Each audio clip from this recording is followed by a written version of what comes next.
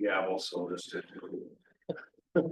You go, Brad. No, we'll call the order and we pledge of allegiance.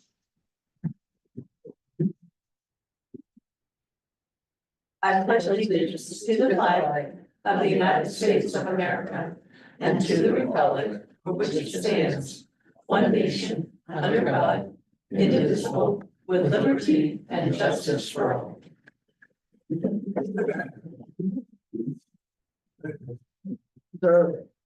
Motion to open meeting. So moved. Second. Right, moved and seconded, all those in favor? 1, 2, 3, 4, 5. All right, this is a portion of the meeting that we open the floor to public comment. Things that aren't on the agenda for tonight, so public can be heard. We probably won't act on anything tonight, but we'll bring it forward in a future board meeting. Any public comment? Seeing none. Oh, I know. Giving credit where credit's due, I just would like to, thank Mary Vogel and the, facility staff for the Memorial Day program and all the work they put into it. And just note that, once again, they did a good job and got it set up and done and taken care of, so.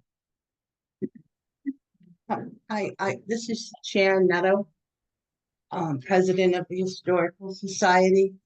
I just wanted to let the select board know that I got a response on Friday from the Maine Historical Preservation Commission in regard to our application for the Old Town Meeting House to be on the National Register. We had done a site visit in May with the fellow, and they have not accepted the Town Meeting House for the National Register.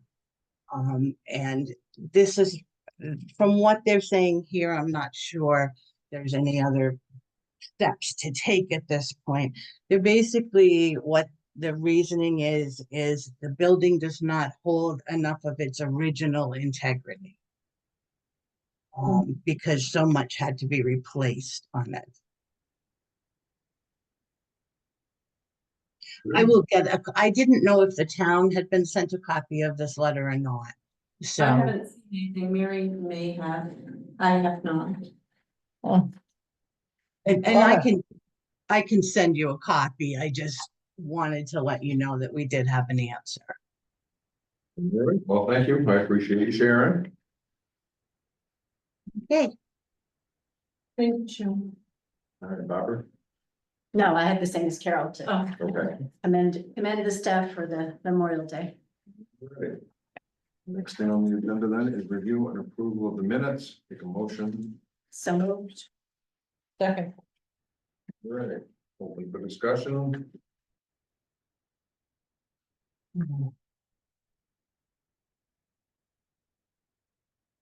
I just saw one little typo in the town manager report.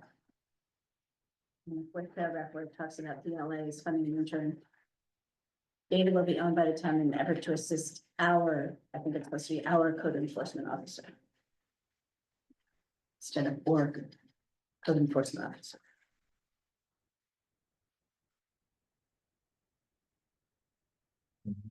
That's very picky, That's it. sorry. All right, there is nothing else. All those in favor of approval? 1, 2, 3, 4, and 5. That's all. did we have a second line? Yeah. yeah, I did. Hi, Carol. Thank you.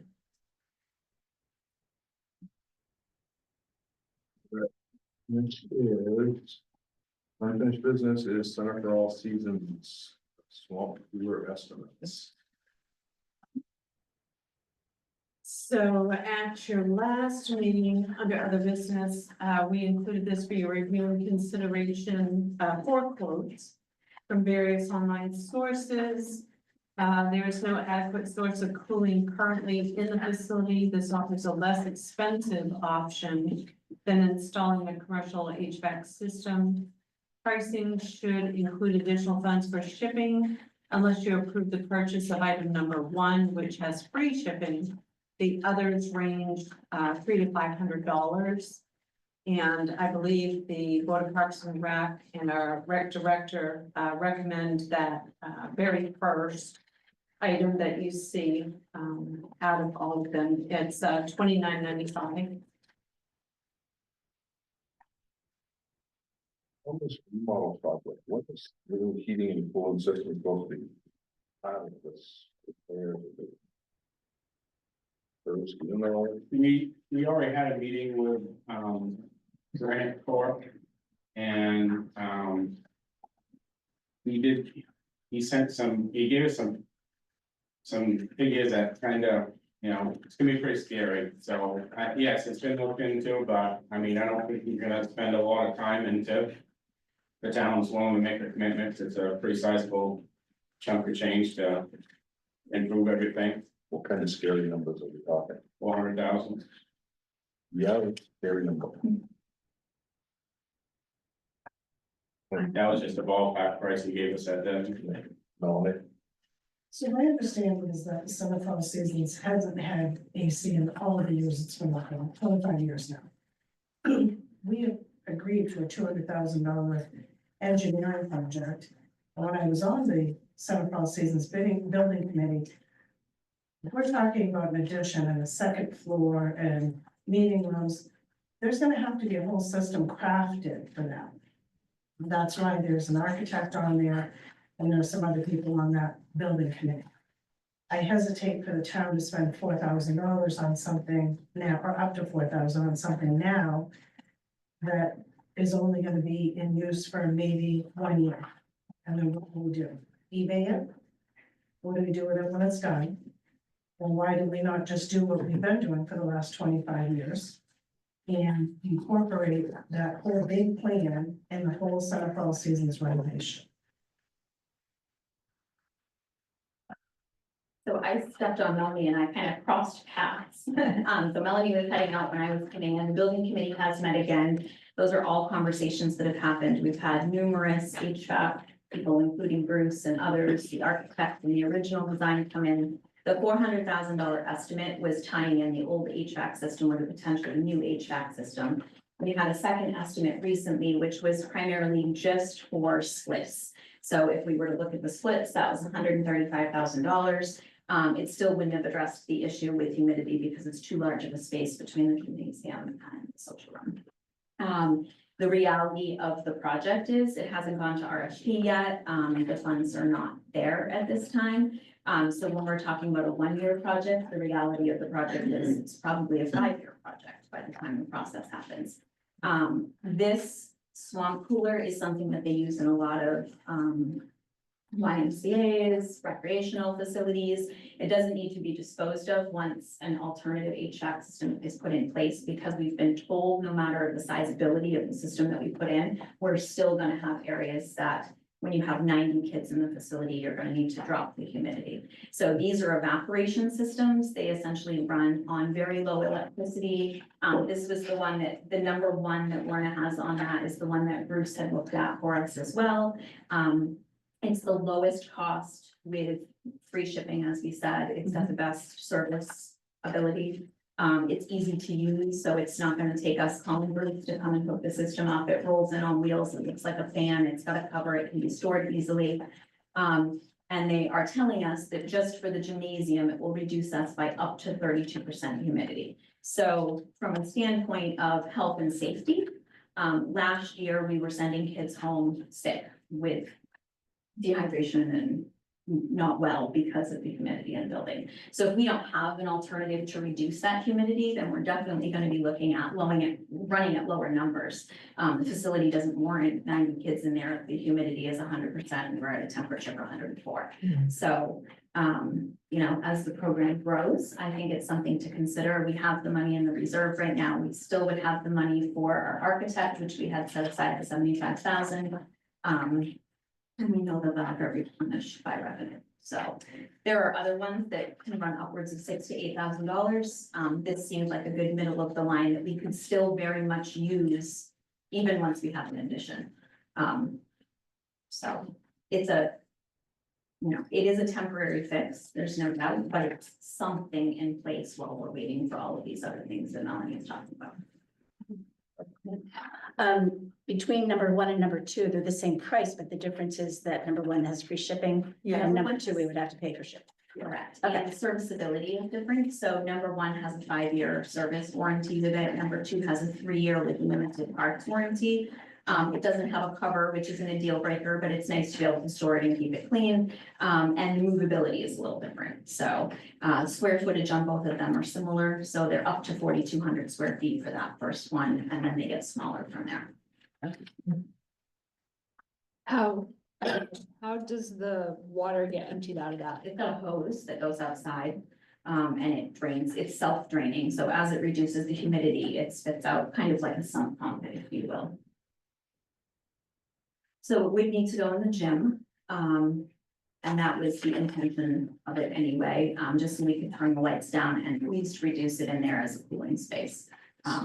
So if it goes in the gym, you pipe it directly outside, where is it going in the gym? Because you can't just have it on the edge of the thing, have somebody playing basketball and then getting thrown It's, into I it. mean, you're not gonna be playing basketball with it probably, so the purpose of it is to reduce the humidity in there. So we're gonna be using the gym as the cooling center. Or if we've only got 30 kids that day and we've gotta move the kids to the social room, then we'll put the swamp cooler in the social room. It can be moved. And then the hose would go out the door, essentially. So the purpose of it isn't to recreate necessarily around it, it's to be able to cool a space. The kids have been outside playing or they're coming in from swimming and then they're in there to eat lunch. Kind of what I was asking, is if it automatically drains, how do you run the hose out without leaving a door open and like? It will be a door craft. They're not hardwired. That's how they run them. Yeah. Something like that, though, that's gonna have to be running almost 24/7. It can't be just started up. And expect it It'll take a while. but- to remove the humidity. Yeah, they recommended turning it on when we get in there in the morning, keeping lights down, so starting it at 8 AM. If we're outside recreating, then by the time we come in at 10:30 or 11, we should have at least 15 to 20% reduced humidity. As long as you can not get 90 kids running around the gymnasium, it will serve the purpose. 6 to 8 hours a day is what they base the electrical use on runtime, so we're there from 8 to 5. It would be shut off at night, it's not something we're gonna leave on. I know nothing about the Bruce, tell me, what do you think about this?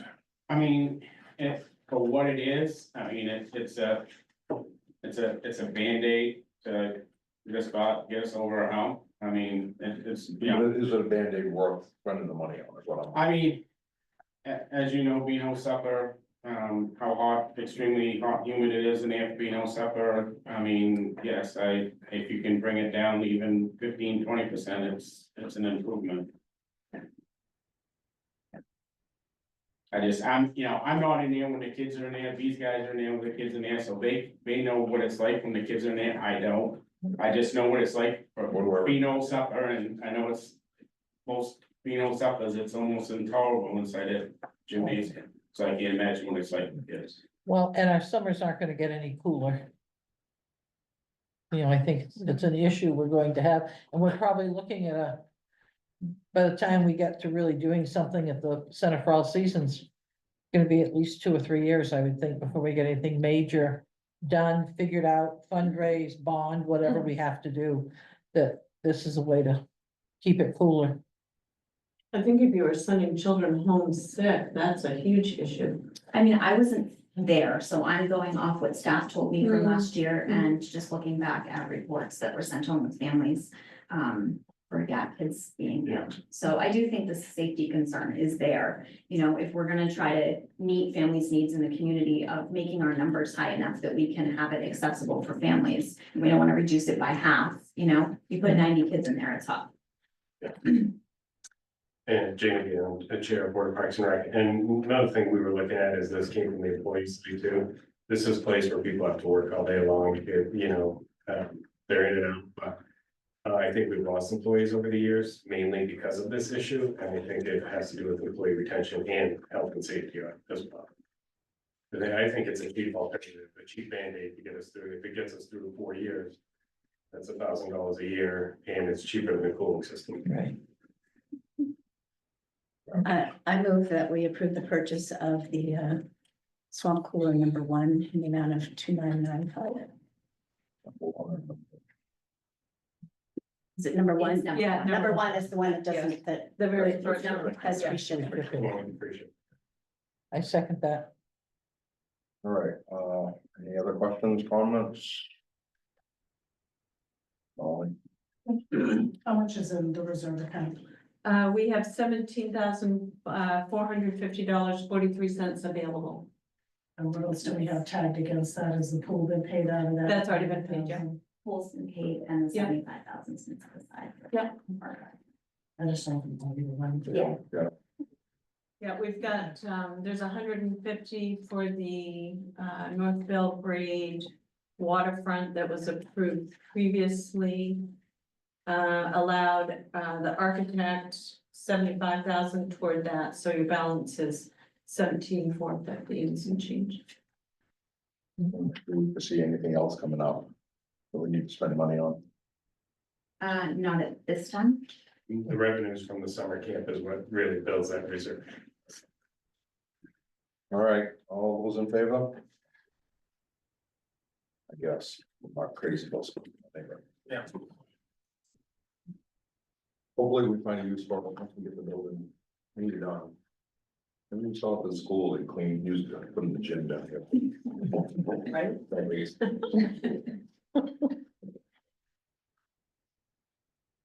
All right. Next item is the special town meeting warrant for June 15th. So move. Second, And you've seen, this before, same warrant article, that you had previously, the 6829 less the reserve account. So you'd be looking to bond, 6.2.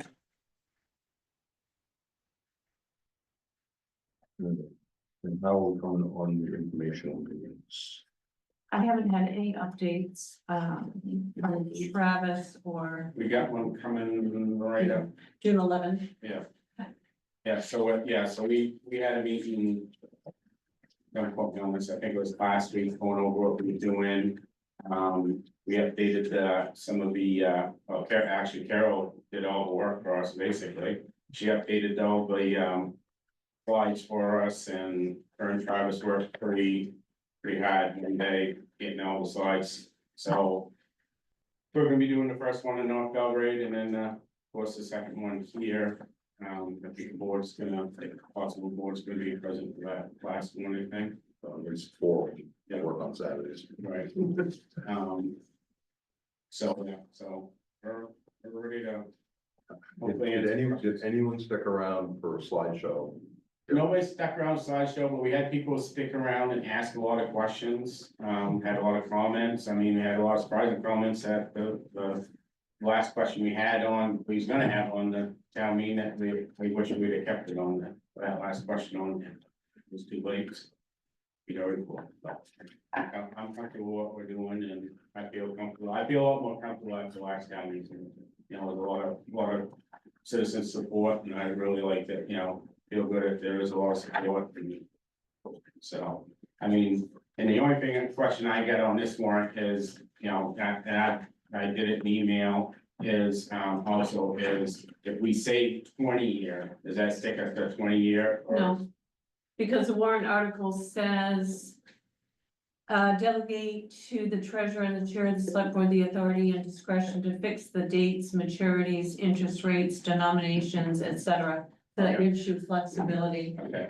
If 20 is better, go with that, 25 or 30, whatever is best. Okay, I just wanna make sure where it's 20 years written in that article. Yeah, we give the worst case scenario Okay. impact on taxes with the 20-year, because that affects your mill rate, Okay, right?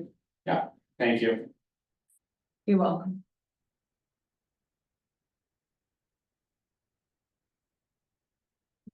Any other comments?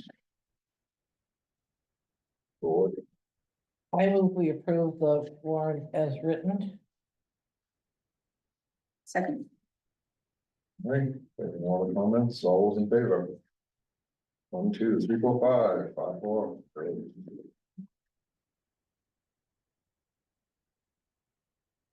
We'll move on to the business, committee appointments and resignations.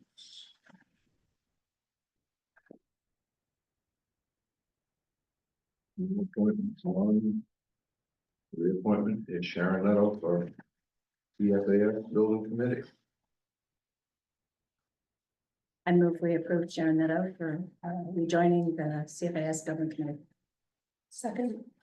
Do you have any questions for her? Or? No. Sharon, I'm glad your husband's feeling better and you're able to rejoin the committee. Thank you, me too. I just had to be unavailable for a while. Yeah, no, All right, all those in favor? 2, 3, 4, 5. 5, 4, 0 against. Thank you. Thank you, Sharon. Stop into the town office and Mary will get you sworn in. I will. I will. Okay. All right, what works?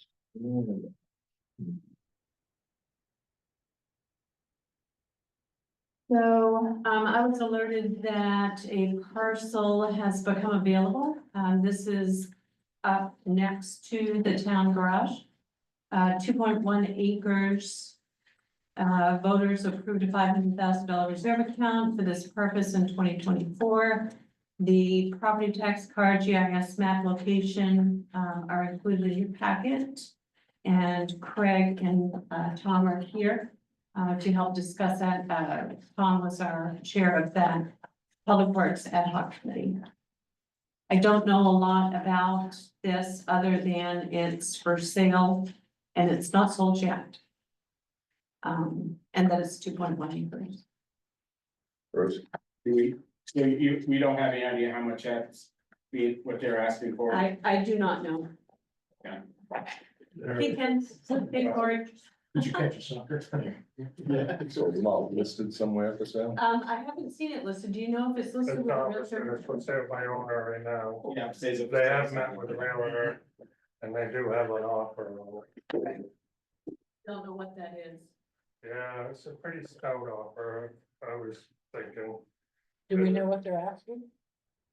they're not asking, they haven't got a set price. I'm sorry, They haven't got a set price. I don't believe you can ask her. But I think the town can buy it cheap enough that it would be well worth it. Mhm. Because, I mean, it abuts our town garage where it is, it's all Yeah. sand. And couldn't it even be used as a cemetery area if we needed in future? I Yeah. mean, so even if we didn't go towards the public works. Which, I mean, we've got 500 set away for public works property and it could be. It's not gonna be near that. One concern I have is what I call dirty dirt. Have there been enough activity there that would have, like a garage, you can get dirty dirt from a garage because you've got oil and stuff going.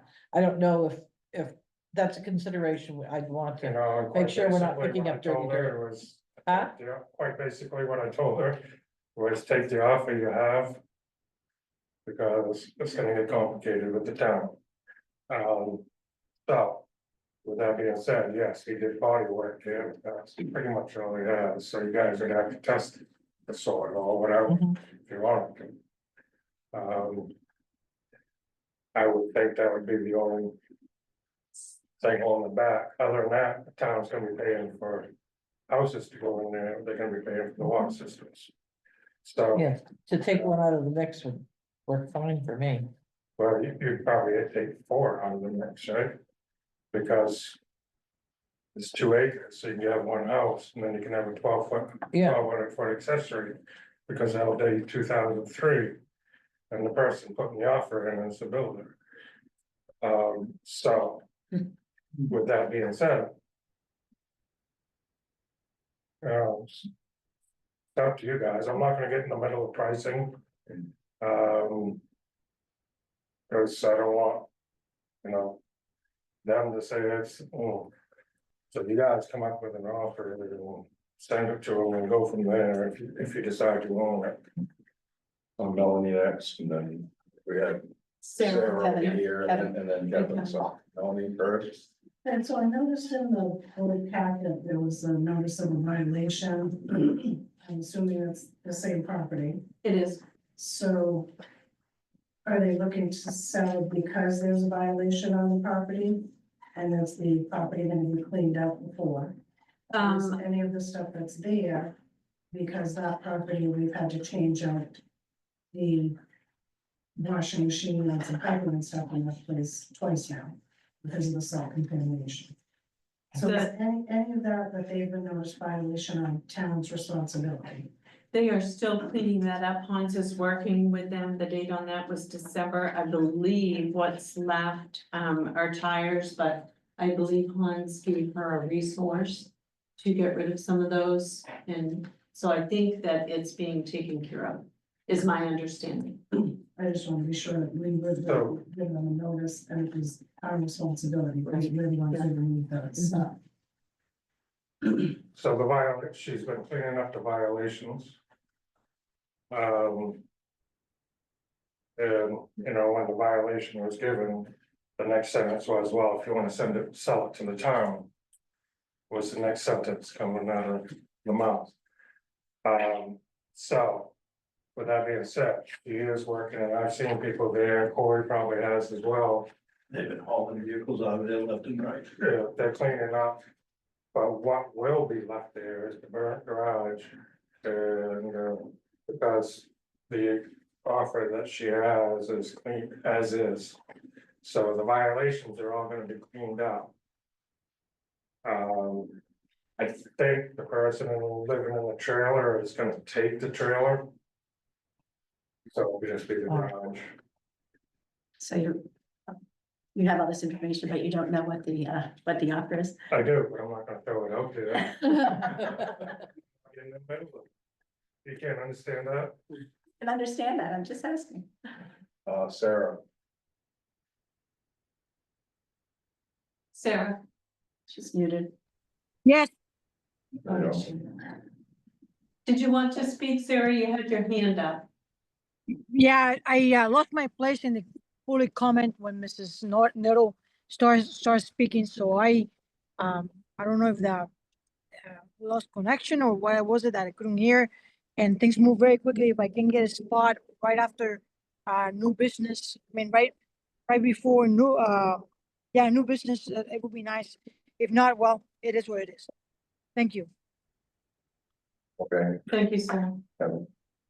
So one of the benefits if we do acquire the property is we trailer all of the equipment. down to the town, and we can take a little chute down over the hill through that property to the town office, keep us from having to load trailers back and forth for grass and all that stuff. There's a sewer on the property and there is a well. And I know we're talking about putting a well in because we have no water at the garage, no anything to deal with any of that.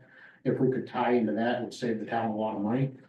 And it would save time and money if we could get the equipment over through the cemetery across the street and the town office, cemetery itself, without loading any vehicles, just, it would be a nice area where we could get everything done in one shot. My understanding is that that piece of property is not intended to have a well, that we've done 2 wells there and they both failed. So the intention for that property was for that to be connected to the public water system when that is up and running. Okay. I don't think we're gonna be having a public water system at Okay, this point, so. so putting another well there on property that's not potable is probably not the smartest decision that we could make.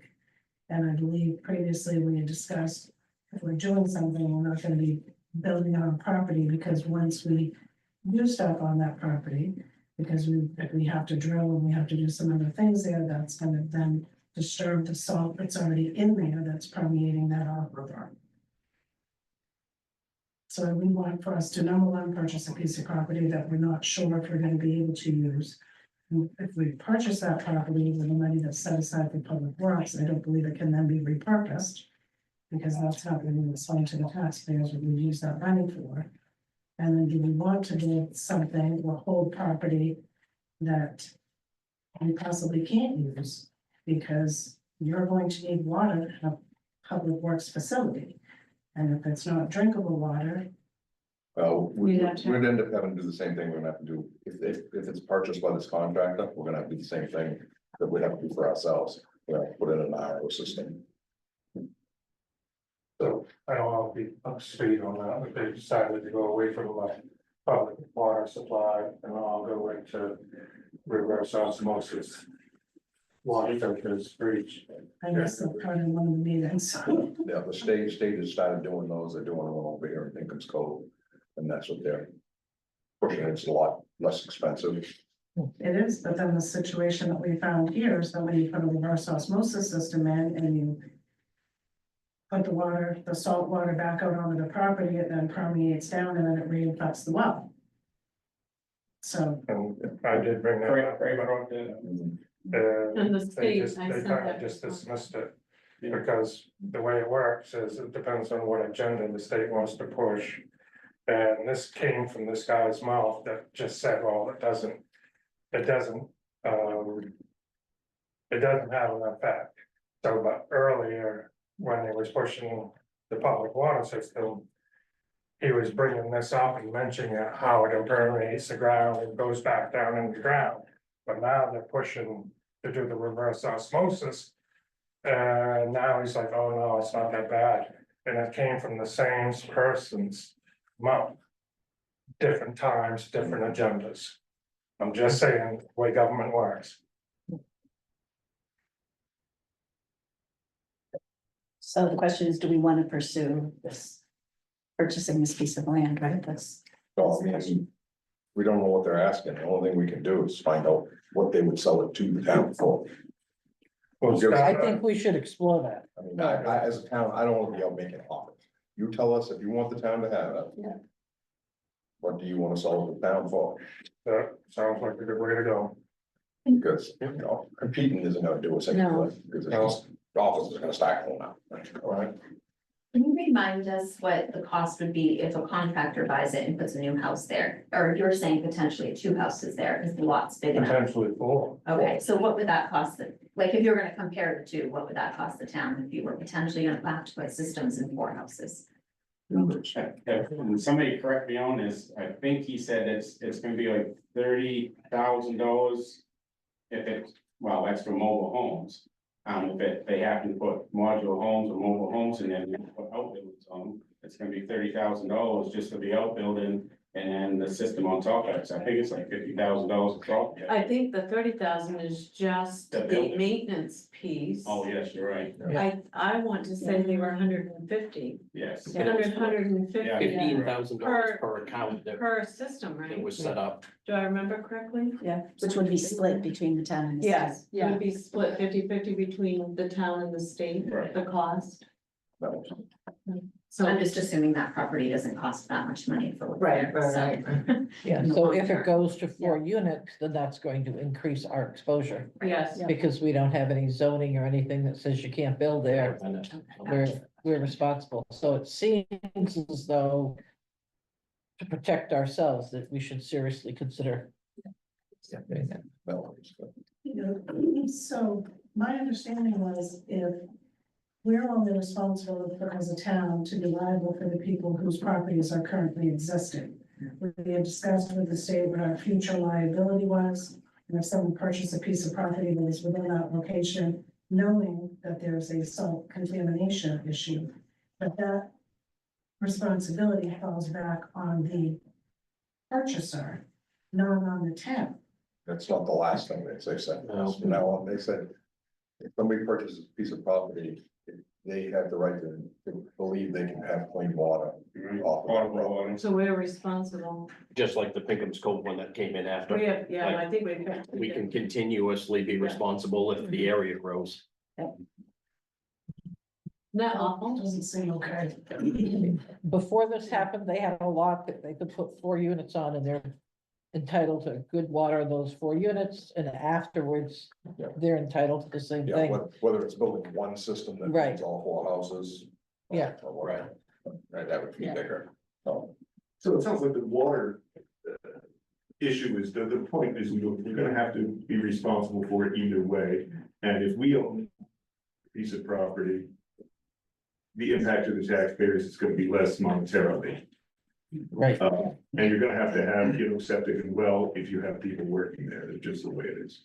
So, my only concern going back there, is there enough room for, a 4-bay, 5-bay garage and turn around for the trucks and that sort of thing, if we should decide to build a public works facility?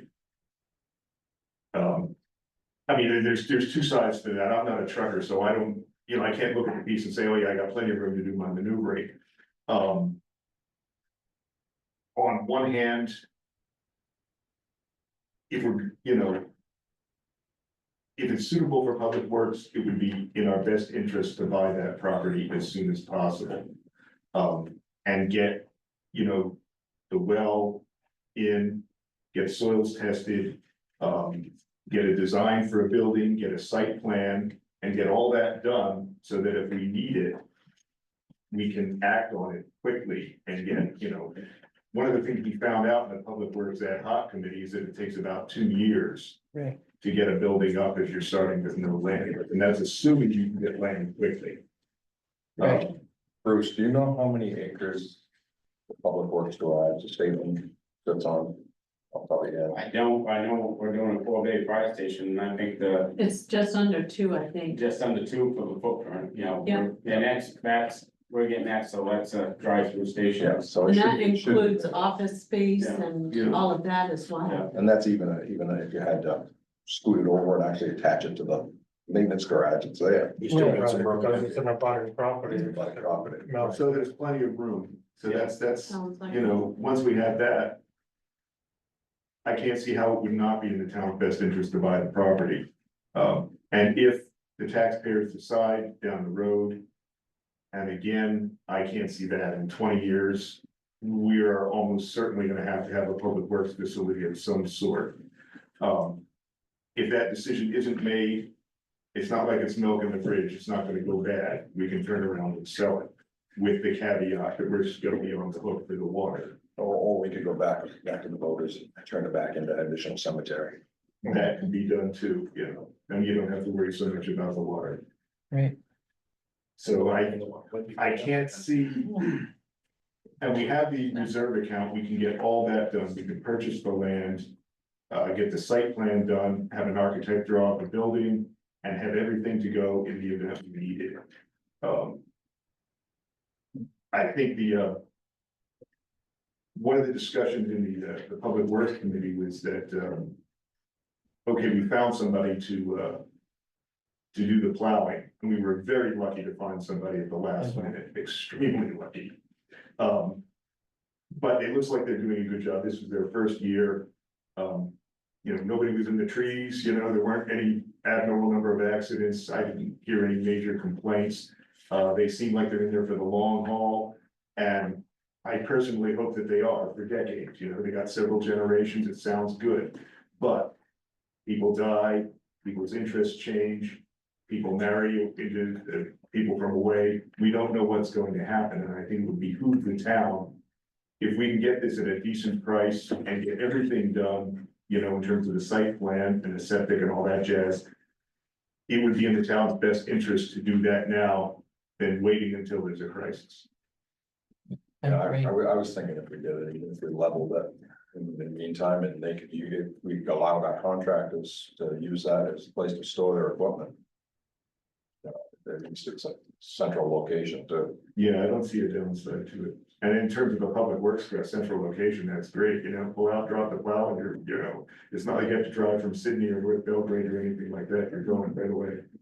I think the first thing that we need to find out is they're willing to work with us, you give us a price as the town. Right. Because it hooks to the town, it's lots of the town property, tell us what you. Sell it now, price. Yeah, I would agree, I'd approach them as fast as possible. We're gonna do it. Do it now before somebody else gets it. Right. probably just send an email out to her asking what they would be thinking, because it's just not her, there's 2 sisters, Right. so, so, My suggestion would be not sending an email, I would send a letter from the town saying that our understanding is that this property is up for sale. And will they consider selling it to the town? And I would send a certified mail to make sure that it's received. Yeah, I think we need to do a little more Yeah. formal than just stating it. So, motion to explore that, send a letter to find out if we Yeah. have the option to purchase it. So moved. I move that we authorize the town manager to explore options for purchasing the property. That's the maintenance garage. Maintenance facility. Like 1 second. All those in favor? 1, 2, 3, 4, 5, 0 against.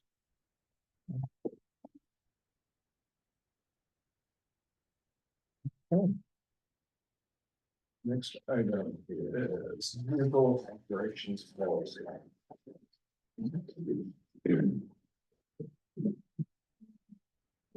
This, we had touched upon at your last meeting. I told you I've been working on the policy with the fleet information from MMA. We do have an existing policy that's included in your packet to take a look at. The new one is updated and includes recommendations from MMA for best practices.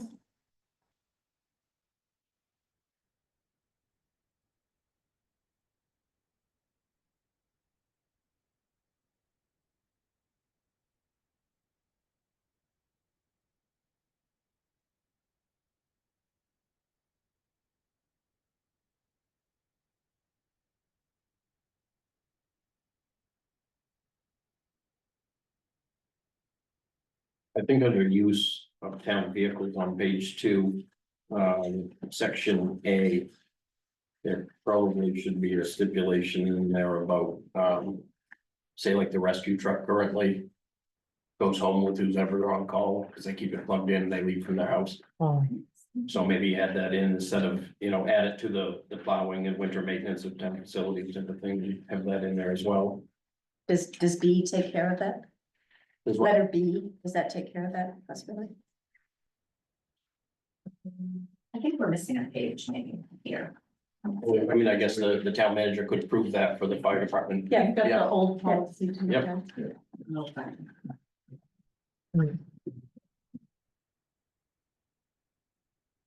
question. So the town started this policy in 2008. It was reviewed and updated 2 times after that. Is there a reason that we're looking at throwing the baby out with the bathwater, or should we just update the policy that we currently have?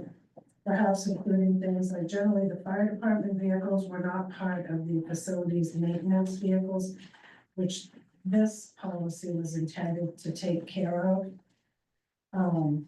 I would think that the current policy could simply be updated with requirements for and make sure that the policy is being followed. I think that's been the biggest concern of the citizens, is whether or not it's being followed. The policy that's here currently was based on the one the City of Augusta Public Works Department has. So the signing in, signing out of vehicles, if they don't go home. Because we don't own them, the citizens own them. So I would think that the current policy could simply be updated with things like making sure that any operator has the proper licensure. And it should be done, I would say, twice a year, maybe not even just once a year. But for example, if somebody needs to have a CDL A or CDL B, that we make sure that that is taken care of in this policy, and that that's a requirement, and before you have that, you can't operate that equipment. So I would think that we could update a couple of pieces of it, but it doesn't need to. I think we recently just had something with KRES where we turned a policy that makes sense into a 3 or 4 page document that then turns into legalese that becomes almost impossible to follow. I think common sense needs to prevail. You buckle up, you don't drink, you don't use drugs, you don't smoke in the town's vehicles, and you make sure you have the proper licenses. That the vehicles stay at the town, you sign them up at the beginning of the day, you sign them back in at the end of the day, and you're responsible if something's happened to that vehicle while you had it. I think the new policy draft is taken from information from MMA, which has been updated and offers best practices. So in a sense, it does enhance the old policy. It makes it new and updated. And I'm not sure when the last time was that we kept keys or had anybody sign vehicles out. That's pretty old. So I guess my thought on that would be when someone takes a position in town, they're handed the policy that they're intended to follow. So then there isn't a question. of Right, I don't think accountable. our new employees ever received this. You Nope. had no idea there was a Neither have I. policy. I didn't know there was one either. Yeah, unfortunately. Perhaps what we could do is to compare both policies and just go through the new policy, check off what's included in it from the old policy, so we have a better idea. As that, far as, bring it as back far to as the what's, next as meeting. far as what's, because just a quick look at it, it seems that there are a lot of the procedures in the old policy that are in the new one, but with additions, but it's hard to, you can't compare them easily. I tried to this afternoon. It's easier, much easier when you get one that line out and red. Right. Right, but they're very different. So maybe we could do that for the next meeting, is to compare the two policies and just make sure that everything that's important from the old policy is included in the new one, and everything that's, you know, not necessarily like the prior use of these vehicles as for facilities and grounds. And, you know, that doesn't mention the fire and rescue. So, you know, to take out those things that make sure that those are taken out from the new policy that are no longer relevant. Sounds like a good idea to me, because I'm wondering if we ought to have fire and rescue, actually, the fire department have their own vehicle We have ours. policy. Yeah. Wait, That's what, yeah, that's, well, and we'll just use it. Dan and I were talking about it It's a before separate everybody policy got altogether. here. Keep our own. He's thinking that they may want to update or adopt. We were talking about it, so. Right, there's Yeah. one thing that, all it is just to clarify it, make it easier for us when we're getting new people, is something for if you've been convicted of a OUI, how long, you know, how Does it long, take? right, how long does it take before, you know, that's something that you guys as a board's gonna decide that, we, you know, because you know, it makes it tough on us, because we don't know for us on new hires. Right. And, you know, same as the town for new hires, you know, if somebody has been convicted of OUI, how long before you can. That's something we'd have to Well- check with legal on. Yeah. I do like the paragraph that says if someone becomes non-driving and there's not any non-driving work, that it can be grounds for termination. Correct. It spells it out where before, it just clarifies that piece that I think it just makes it more succinct. Yeah. Somewhere it talked about cell phone usage and texting, which Yeah. wasn't necessarily an issue I think here. it's a good and idea It clarifies it. too, but I think we need to table it for tonight. Yeah, We can go through, absolutely. we can come up with our own comments Yeah, and bring it I back. can work on comparing them as well. If we Yeah. can, For and then, you. like I said, I think we'll work on Okay. cutting the fire department, fire and rescue out of this and have specific policy for Yeah. emergency vehicles. Yeah. Okay, so motion to table this item, So moved. second, all those in favor? Okay, we go to the next meeting. Where we, finish that.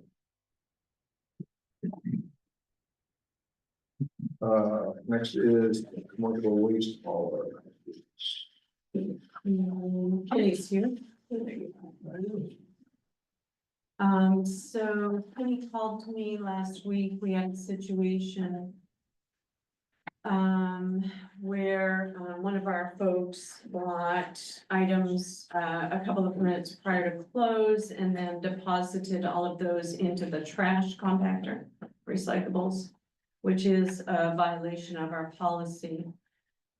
So to alleviate that, we would request to include under section 4.5 of the current policy, just a sentence that says all commercial hauler deliveries to the transfer station must be made at least 30 minutes prior to close in order to give employees time to process those recyclables and MSW trash. See, I'm gonna open my mouth, I probably shouldn't. It's a transfer station, the gate is open until 7 o'clock. If somebody comes in before 7 o'clock, they can take care of their stuff. As selling cars, if I have somebody come in at 5:30 and we close at 6 and that deal doesn't get done until 6:30, I don't kick them out. You know, I have a problem with saying, rushing somebody and not having be able to do what they've got to do to unload their trucks. And sometimes the commercial hauls are getting fewer and fewer in this town. So they're gonna be carrying more and more stuff and working longer hours. So I just don't know that I really want to see that work. Melanie? So my question is, the transfer station is open on Thursdays, and the reason that the transfer station is open on Thursdays was to give the folks who work at the transfer station time to process the materials from Wednesday before Saturday. So I had the opportunity to actually speak to the person who was issued that notice. I wasn't sure if it was, happy to see him at work yesterday, and it was. So if we have the ability to process them on Thursday, why are we rushing people Wednesday? And nobody was issued a notice, nobody's been First of all, spoken nobody to, was issued a notice, and so that's we're false. not open on Thursday to process stuff on Wednesday. We're open to the public on Thursdays.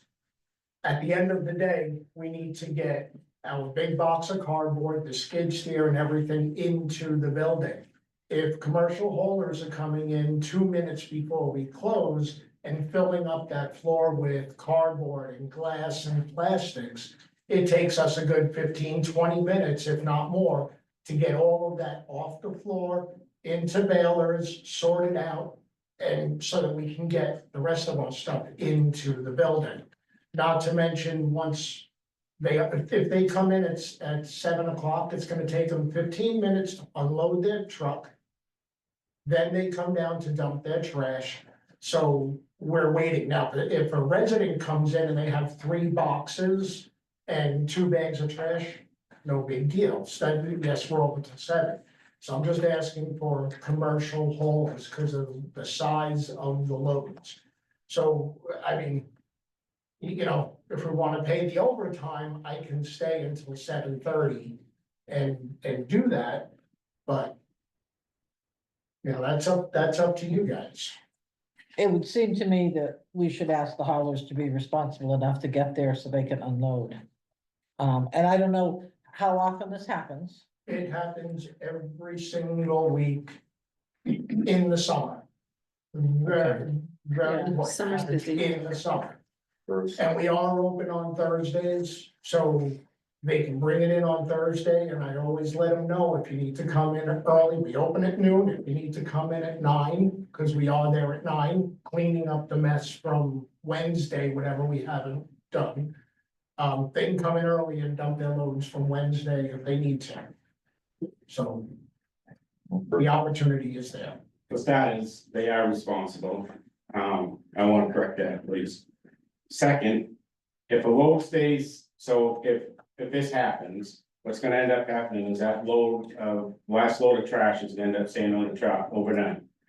So if it rains overnight, all that recycle is gonna be lost anyways, it's gonna be gone, so it's just gonna all go into MSW.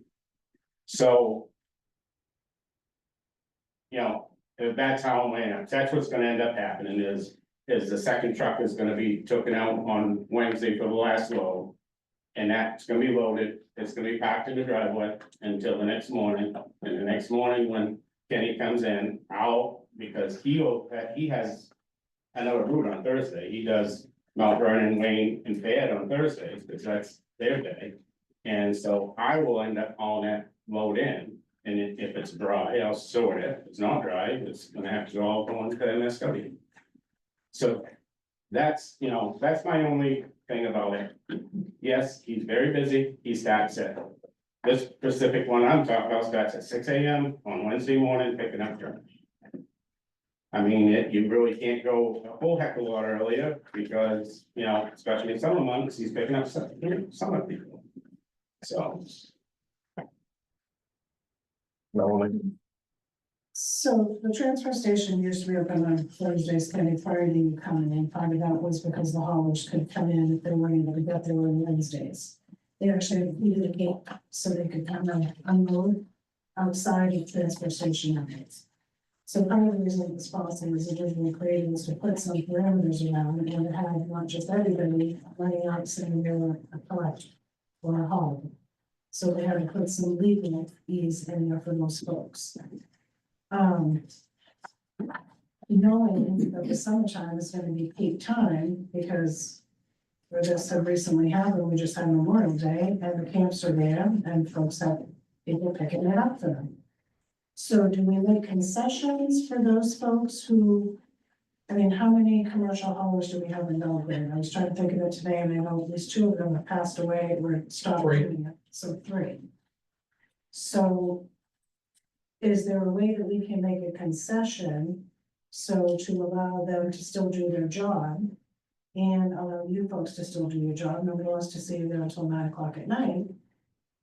But how do we handle this in a way that's fair to the person who's doing the hauling as well as fair to the employees?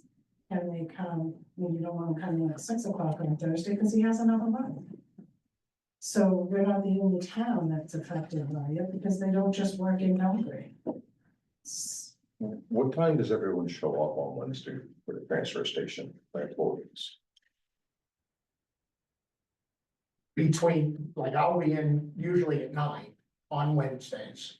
The other guys will come in at 10:30, between 10:30 and 11, because we open at 11.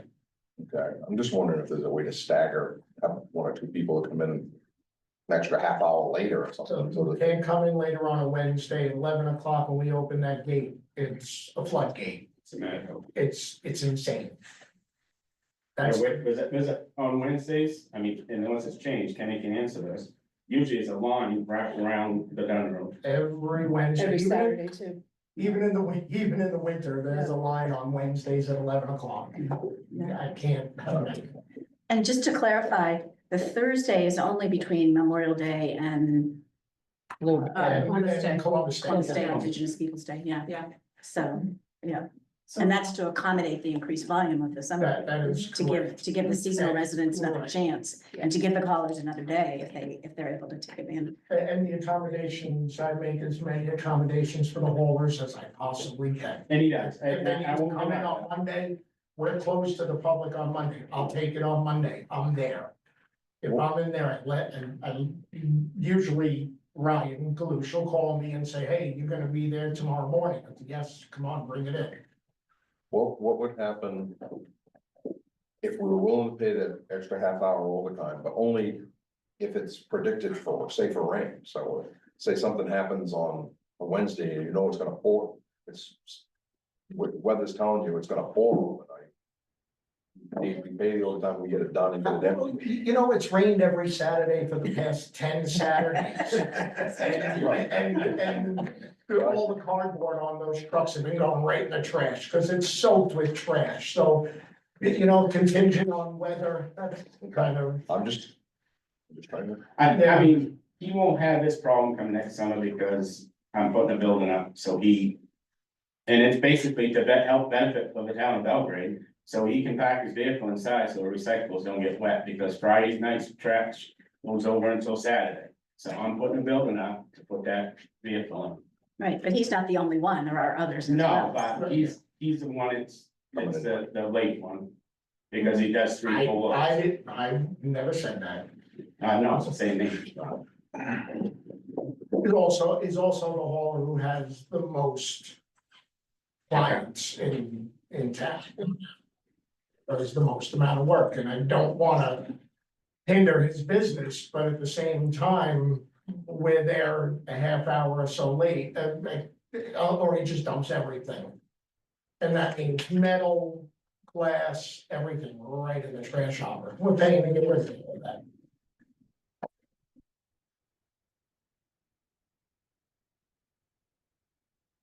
Well, in the meantime, can we split the difference, maybe?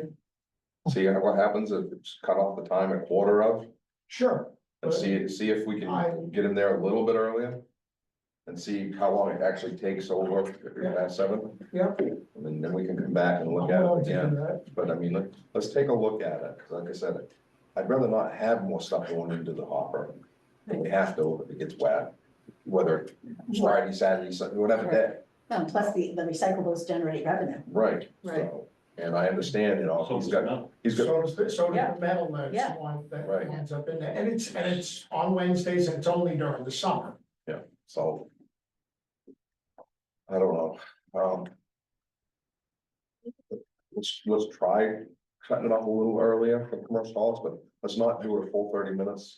Let's try a couple, 3 weeks of it and see what happens. Alright. And then if we have to go back and move it back, maybe it's, but you know, I don't want to intervene in his business either, because, you know, that means cutting off, you're picking up customers if you're gonna try to be there at a certain time. Would it make sense to have the 3 commercial haulers come to a select board meeting, or perhaps the transfer and recycle committee? And work with Kenny to see what would work for them? You know, We can because try I it. think we used to have 5, now we're down to 3, which means those other 2 people's stuff is now being taken up by these folks. So we gotta be, And I don't necessarily, if they want to just go and work with Kenny, go over and meet with him or anything, I don't necessarily think they need to Yeah, come I to don't us. think it needs to be I a think- select. I Work with think them they and can come work up with it a out. plan that works for everybody, Yeah, instead of just us imposing a plan, saying, this is it. and Kenny, have you already tried talking with the haulers about coming earlier? Well, yeah, oh, yes. Okay. Oh, yeah, no, it's just. Well, Is that It's just? either work with you and come up with a plan, or go have a plan and impose, so. I understand it's not gonna, I mean, it's hard, and I know that. That's why it's gonna come in on Thursday morning, first thing Thursday morning, and drop it off. We're there at 9 AM. But like you said, he's got another route Thursday morning. He's in Fayette at 6 AM. That next day long. So do we need a motion on anything, or we'll just? I think we can just, I say, why don't we Like just Kenny- table it for now and Table. let Kenny try to All right, work with them and say, all right, you know, we gotta come up with a solution, or we're gonna have to impose a solution. I'll come up with some options and well, there's no matter what time this week it gets there, we're gonna take everything Right, and see what the. See what- see see how what it happens. goes. see what Yeah, happens. and that gives us an actual time. Just how long it takes. You know, if they're in there and if you guys are there until 7:30, we wanna know. That'll help determine. Well, and you look at the cost benefit of how much more does it cost with the stuff that we have to pay to get rid of that goes to the hopper? Missing the refund, I mean, you look at versus the overtime. versus the overtime Extra time. We're and getting revenue for the recyclables. that we're not. Yeah, the revenue on the recyclables is not gonna be anywhere near the Yeah. pay that bit that we're paying Right. now. But at least we'll have numbers to work We're with. talking that- about, Yeah. $10 worth of recyclables. Couple £100. What about increasing the hauler's fee? I mean, that's $100 a year, right? So it's not, is that what it is, Yeah, $100? that's not gonna It's not. alleviate the cost of staying over. Right, Not to mention in the summertime, come 7 o'clock, the boys are ready to just drop. yeah, Right, It's yeah, been a long, hot day. yeah. can we get a swamp cooler? I was gonna say. How much are one of those things? $3,000, you can have. We have fans. Low- You can We'll share, I want one of those. I bet they work really good. Okay, All right, so we'll table this for now. Make a motion to table it. okay, I move that we table this item and let Penny try to work it out. Doug seconded. Doug seconded. All those in favor?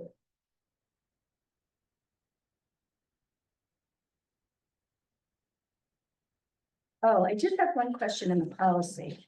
Can we go, this is. Go ahead. Can we go back to the policy, to the policy for the haulers. On the second page, it says. A commercial, item 9, suspension of permit. Commercial hauler found to be depositing waste. Which originated outside of the town of Belgrade in violation of this, shall have his or her permit suspended. But it doesn't say for how long, it doesn't say what they would have to do to get their permit reactivated. It sounds fine, but like you're not getting it back, doesn't But it? suspended, it just means temporarily, it doesn't mean revoked. Yeah, So I didn't know if that was something that, you know, we We'll, wanna, we'll look at that permitting and change that, yeah. okay. Yeah, the other thing I did notice on this is there's no mention of insurance.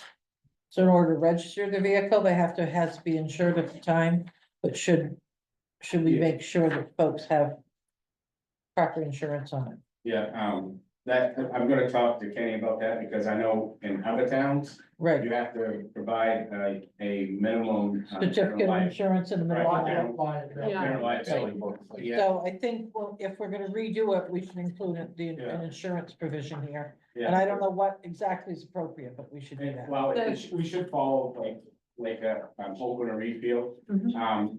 and I believe it's a sizable amount, but like. Yeah. do you want me to pull one of their policies Yeah, and I forward think that it's a- to you? Yeah, I think it's $1 million, could have to be $1 million general I was gonna say it should be 1,200,000 or 5,100. Oh, and refilling? refill, yeah. Okay, So, I'll find those and forward those to you. I may have refilled that. Okay. If I do, I'll let you know. Okay. Just for the heck of it too, find out what they're charging the hauler fees, 100 it's refill. 100. Just double check. okay.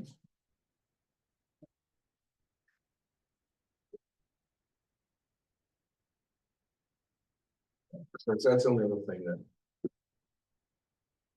It's nice having the commercial haulers, but the commercial hauler pays $100. And we pay. Oh. $50 a week. For the labor for us to take care of the stuff they're bringing in. You know, I don't know, just. Yeah.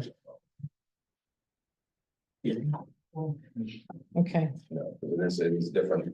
we can look at the time and see what it's gonna be, so we can So, quantify. Let's just take a look, make sure that we're in line with everybody else. Right.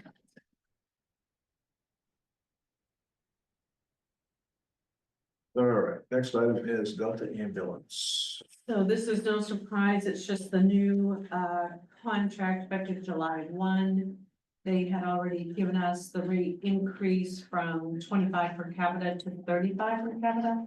So we did budget for that, and we do have enough. If you look at that memo sheet. Our total cost this year should be 97,260, and we did budget 97,300. So simply reviewing the contract, and then I've got it in your sign folder. To sign. So, Lorna, I know this is showing what it is for, you know, they reduce by 5% if we pay in full, but we're then paying part of what's gonna go into next year. So. This says if we pay in full, it's 107,796.50. Right, we're not paying in full. Okay. We're only focus. budgeted 6 months of this contract. Because we're Is it in- worth checking with Delta and telling them because we're changing our fiscal year? Can we pay them the 6 month and still get the discount? I can check with them. I mean, it doesn't hurt. We're paying in full for as much as 6 we have months. contracted with our plan, and if we can save $3,000 or $4,000 that way, it would be worth it. They've usually been pretty understanding, so You're saying if we pay the full amount July 1? No, if July 1, we pay the 6 months. 6 months, yeah. Right, the yeah, full 6 months. Yeah, Would they give us the 5% discount? Knowing that. January, maybe have 6 months, but next July, we would have budgeted for. The full year. The full year. for Right. all, Right. Just let them know we're, yeah. Yeah. Making sense. Because come January, we'll have a meeting just for another 6 months budget. Yeah. We pay it, it's other 6 months. And we'll pay that 6 in full, and then we just, Just, worth trying. All right, well, this is just information anyway, we've got it in our book, so. Make a big motion on that, so we vote it. Next item is cemetery maintenance. And this one I asked for because we've got to come up with a policy and a schedule on grounds maintenance around the town, because there's just been too many components. When it comes to holidays, I think we basically need to prioritize according to which holidays as to what's being done. Memorial Day, the cemeteries absolutely must be mowed before Memorial Day. It's Memorial Day, was raining for 2 weeks. for It did, but holiday. unfortunately, Memorial Day is still Memorial Day and people on the grave, so we may have to pay overtime, and if it's dry on that Saturday, people may have to come home. We need to start figuring out how to prioritize to get those cemeteries done. 4th of July, we need to make sure that Village Green and the Center for All Seasons, the things that get used for 4th of July, those come prior, making sure those are prioritized. It's just that people complaining to me, people sending pictures to Doug. I mean, it's just. We need to find a way to. Corey and I can work on that. Yeah, we can, because I've got just as many compliments on how everything looks around this town than you supposedly have complaints. And some of the complaints are coming right from this room. There's no, But a lot of the complaints are not coming from this room. So, Laura and I certainly can work on a schedule, but that also is contingent on the weather and equipment. I know you have a mower down right now, right? Yep, we do. And it's possible we're gonna have another one because we're losing fan blades for some reason. So, and You've got just parts on as, back order. just as, it's being said, the weather has not permitted us to get much done.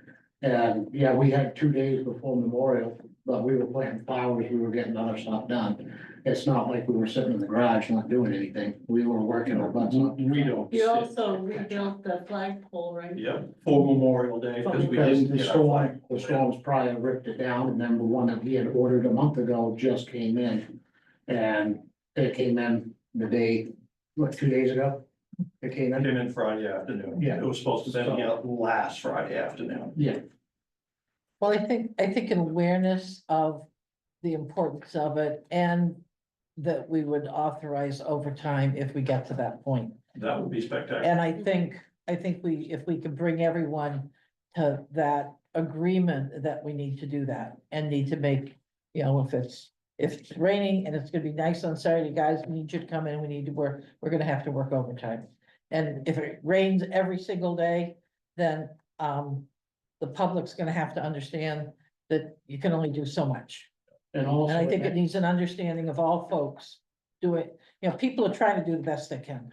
And also in all that, I had 5 burials Yep, that week, and I had overtime without even touching a mower or a weed whacker. I had 5 hours of overtime Yeah, just from burials. And I would just like to, say, from my perspective, this seems more like a staff issue. It seems like if people have complaints about the way facilities look, that if we get those complaints, we should direct them to the town manager. That absolutely. we should, I don't know that the select board needs to get involved in this, other than telling people to contact the town manager. I realize that we want to be responsive, but I also think that, there are a lot of people who are happy with the way things are going, and we do tend to pay a lot of attention to the people who are not happy. And so I would just like to put that out there, that I think we need to be careful about what the select board gets involved in, and let the town manager and the groundspeople do their jobs. That would be great, because it also causes tension among the guys that we work with. And it puts Corey and I at odds, because I'm busy doing certain things, he needs me, we're short. And we're down mower. So backbiting and gossip and all the stuff that doesn't need to be said or heard about. Let the people speak about it, yes, but we're not sitting there, we're working. And there's a lot to be done in this town for 4 guys. Right, and I think that goes for all of us, that if people come to us for complaints, the thing to do is to say, please contact the town manager. I mean, is that right, Well, I mean, inappropriate? that's why I contacted the town manager last, right. end of that week, I was getting complaints. It would be great though, if somebody came to you, would just send them to me. Or if they would start with me. As Corey would be the first line. as long as, see, the problem is, a lot of people are afraid to go to somebody from the town other than the select board because of fear of somebody retaliating or blowing up or yelling at them or. No, I've had, I'm just telling you. Boy, oh boy. I've had three, That Lorna is so vicious. I'm just telling you what people have to say.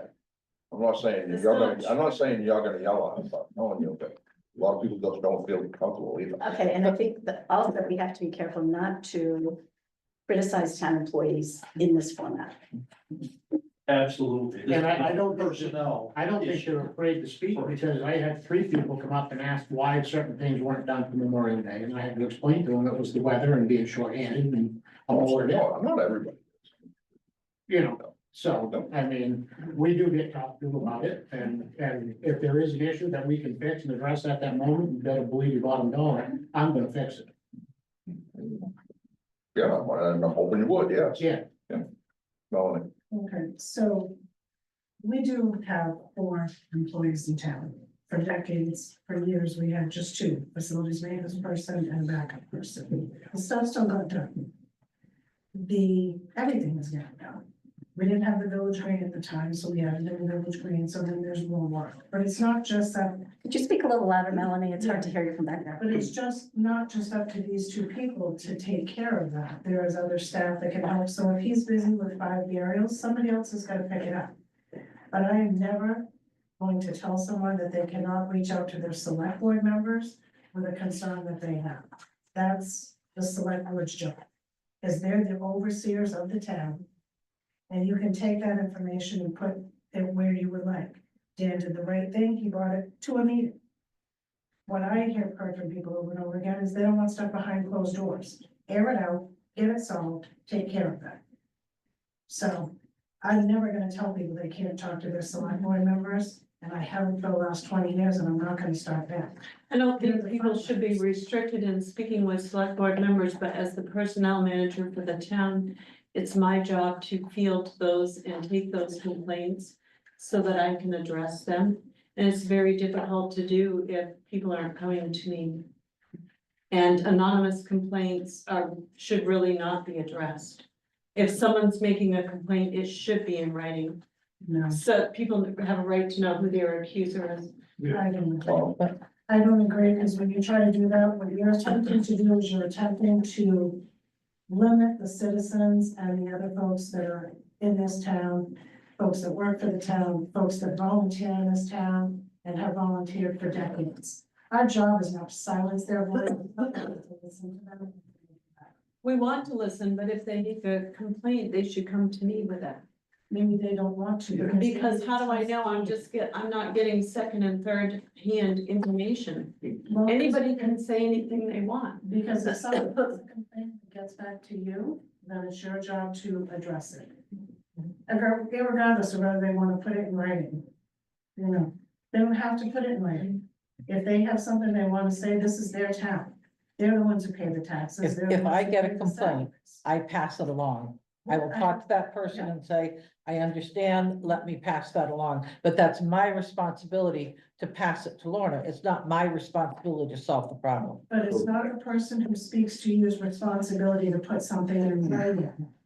And then have that go to the town manager. They are allowed to compliment and criticize. It's their town. So if they see something that looks amiss, I mean, I find more times that people say, wow, this looks great. I'm so glad that the town's doing this. You know, so it goes both ways, but nobody should be restricted to putting something in writing unless they expect to be heard Well, I would- in executive session before the select board. I think it should probably be. taken Tom's away.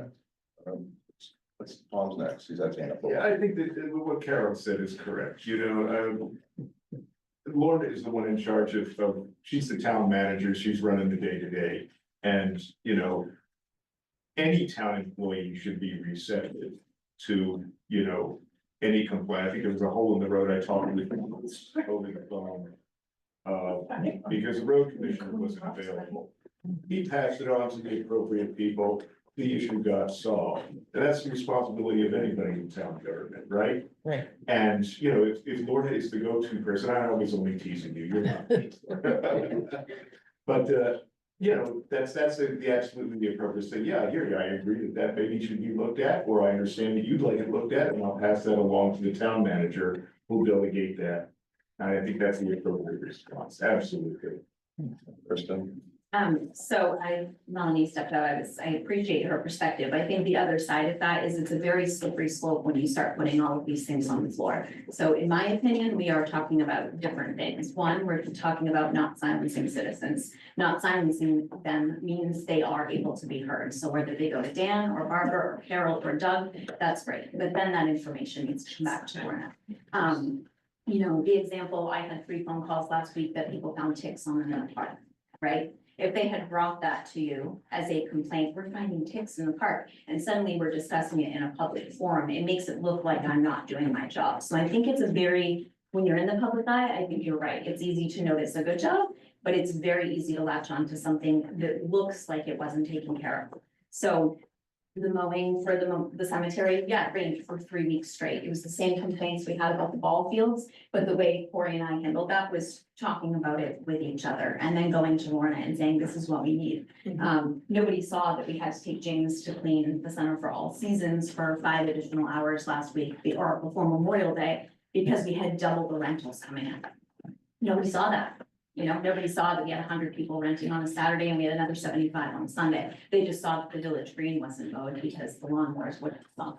So I think you're right. I think it's not about silencing the community. I think they have every opportunity to come to the select board. I think they should. I just think it's a very slippery slope of we throw it on the floor for the public to talk about and give their opinions about staff. I don't think it's. and that is why I brought this. That's why I said, what I want to see is I want to see schedules with prioritizing areas. Yeah. Having to do with holidays and things like that, just because those seem to be the areas. If we've got an area that we need to know is Memorial Day, this is prioritized. Yeah. You know, if we have to let the village green go a little bit, you know, everything's being done up here. People are visiting grave sites. The 4th of July, let's prioritize the areas that get used for those holidays.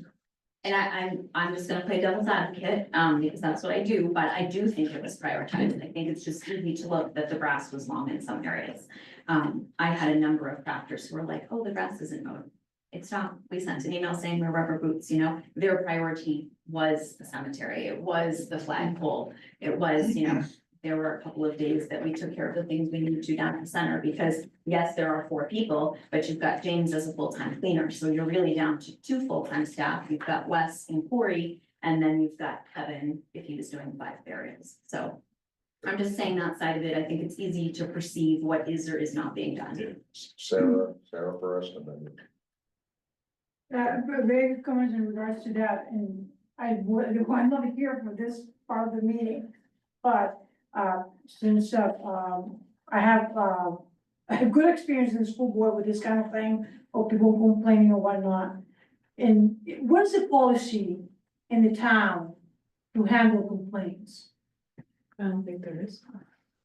There really isn't. So there's a need to establish that policy then, because it can get really quirky when the complaint comes and different people start running with it different ways. Is in general, we don't wanna be disappoint the public or being undiplomatic with the public.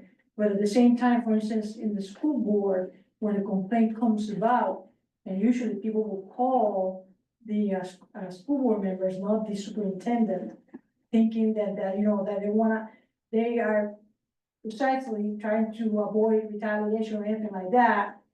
What we're told to do by policy is that we listen to the person, we try to understand where the person is coming from, and we say, we understand your situation, we appreciate you coming forward, but would you please follow the chain of command?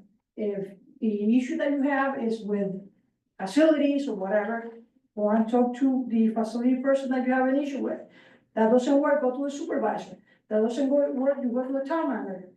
Your issue is not resolved, then you go to the select board. So, and then I vehemently counsel them to put order in writing. Because if you put your complaint in writing to whoever's level of management it is, they cannot say, oh, we never heard that, oh, we didn't know about that. Hey, I sent something in writing, it's an email. So it's a good tracking system, it follow the chain of command, and nobody gets all rattled and upset. And we really wanna avoid that in our governance, because as it is, we don't have people, offering to be part of the governance of the towns. And if these kind of things are, common, where we have this rehashed around, people say, I don't wanna be involved with that, they don't even know how to solve something so simple. So there should be then a work on a policy to how to handle complaints. That will be my 5 cents in that. Thank you. I'm just looking at this from a management perspective. This is a complaint on personnel performance. I don't think this is a venue to discuss personnel performance, and what you're talking about is a plan to fix personnel performance. I think, again, it's a slippery slope, but I also think we need a policy on how to handle performance. In the same aspect, you're gonna be able to talk to your select board members. We voted them in, we chose them. And they're, our ears, they're our voice. You can't take that away from people. Because. Something didn't go right. Something doesn't go right in my career all the time. It's hard not to, for it to all go perfectly. But you can't take it away or right in me going to one of these people and saying, hey, look, this is what's happening. You need to be aware of it. And can we do something about it? I don't have to go through 5 channels to file my one complaint. When I have a select board that I feel comfortable with, a select board person that I feel comfortable with, I shouldn't have to be put through the ringer to file a complaint. They should be made aware of it, and they can do what they want with it. But at least they're aware of it. That's our select board. I casted a vote. I should have a voice. They should be listening. Craig, I don't think it's that the select board doesn't want to listen, it's that it's not up to me to solve it, it's up to me to listen to what you have to say, and then to go to Lorna and say, this is a problem, or this is what we need to resolve. Right, it's up to you. And that's what I, That's that's the what I way. did, I got. Yeah, I have no problem saying, hey, I'm upset about this, and then it's up to me to say, to go to Lorna and say, we need to resolve The this. person that's gonna complain through a series, Well, I'm not trying to put the person through a series. that's what some of these folks are saying. So can I just clarify? I think Craig's talking about Kristen McDowell. I think, Craig, you're exactly right. They should have a voice. So I don't think the policy is for the public. The policy is for the select board. Right. So we're talking about 2 different things. We have a select board that may or may not have had training yet, right? We talked about that at the last select board meeting. I think we were gonna talk about what are we doing to train new select board members? So yes, common sense is prevalent, obviously, in this room right now. However, if somebody goes to Doug, the policy isn't for Doug to be like, I can't talk to you, you've got to go to Lorna. The policy is for the select board, as Sarah said, to acknowledge the issue and then use what they've learned in their training to then advocate for the citizen and bring it to the select board if it's appropriate, or go directly to Lorna. So I think we're talking about the same thing, we're just, maybe the lines are a little gray. So the policy isn't for the public, the policy is for the select board. I received a concern. And I stopped in and saw Laura. Which is basically what we did. Yeah. We didn't go tell somebody, go personally somewhere and say, you go down home. We went to Lorna and said, we get complaints. This needs to be And I didn't sure that yell at this you. gets done. We had a nice talk. That's why I think I'd like to see just a policy prioritizing certain things based on what events are going on. So that way, if we get the complaints, this is our policy. Corey and I have actually already had this discussion for next year. For 4th of July. Yes, no, Memorial Day. Yeah. Oh, wow. July's, Right. yeah, you keep getting this rain. Yeah. Can you move down there? We're free for the rest of the year. We can screw off. So are we, I'm kind of doing for a longer, so are we saying we're gonna?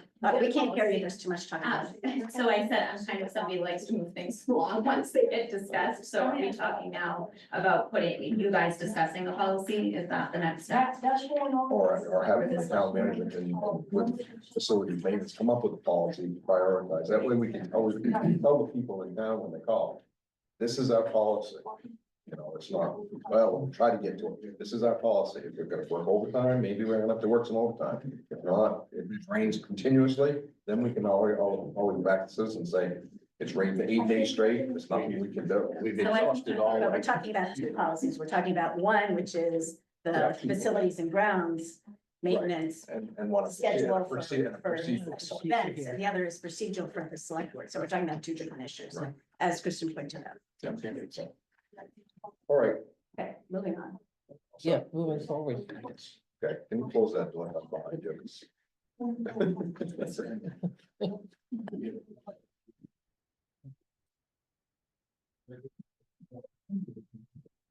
Other business. We have other business.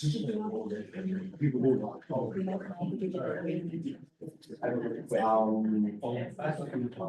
You can bring it up as a quick overview if you want, if you send out pictures. Right. So, do that.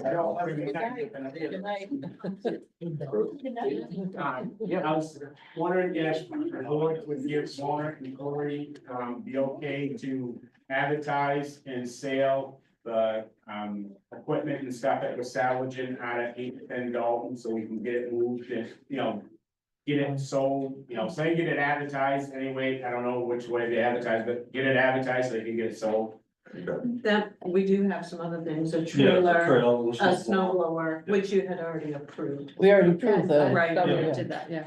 Yeah, well, I'll make that motion that we give them the authority to start getting it advertised, so any salvage property can. Do you have a list? Bruce? I'll second that. He sent me a I list. sent Corey a list. Oh, okay, good. I'll You catch did that base with too. you. Okay, perfect. Thank you, Bruce. We have a I second. said both. Yeah. Yes, I got Second you. it. All those in favor? What about all this? 2, 3, 4, 5. Okay, good. Thank you. Thank you, Corey. Oh, so I was gonna bring it up. So I had a call from our code enforcement officer, this afternoon with regard to the Main Street property, which borders Hewlin Road. And, the way the select board left it, of course, we sent, our code enforcement officer sent a notice violation because the new property owner had, made that little strip of town property as a driveway to their place. So the board agreed, that could be done. We discussed maybe selling it, that sort of thing, but the way it was left was that that property could not be used. Corey put up some cones and, just a barrier. So they were to put the property that they had used for driveway back to what it was. And it has extended a bit because of rain. So today or this afternoon, evening, I stopped and took photos and I've forwarded those out to all of you to look at.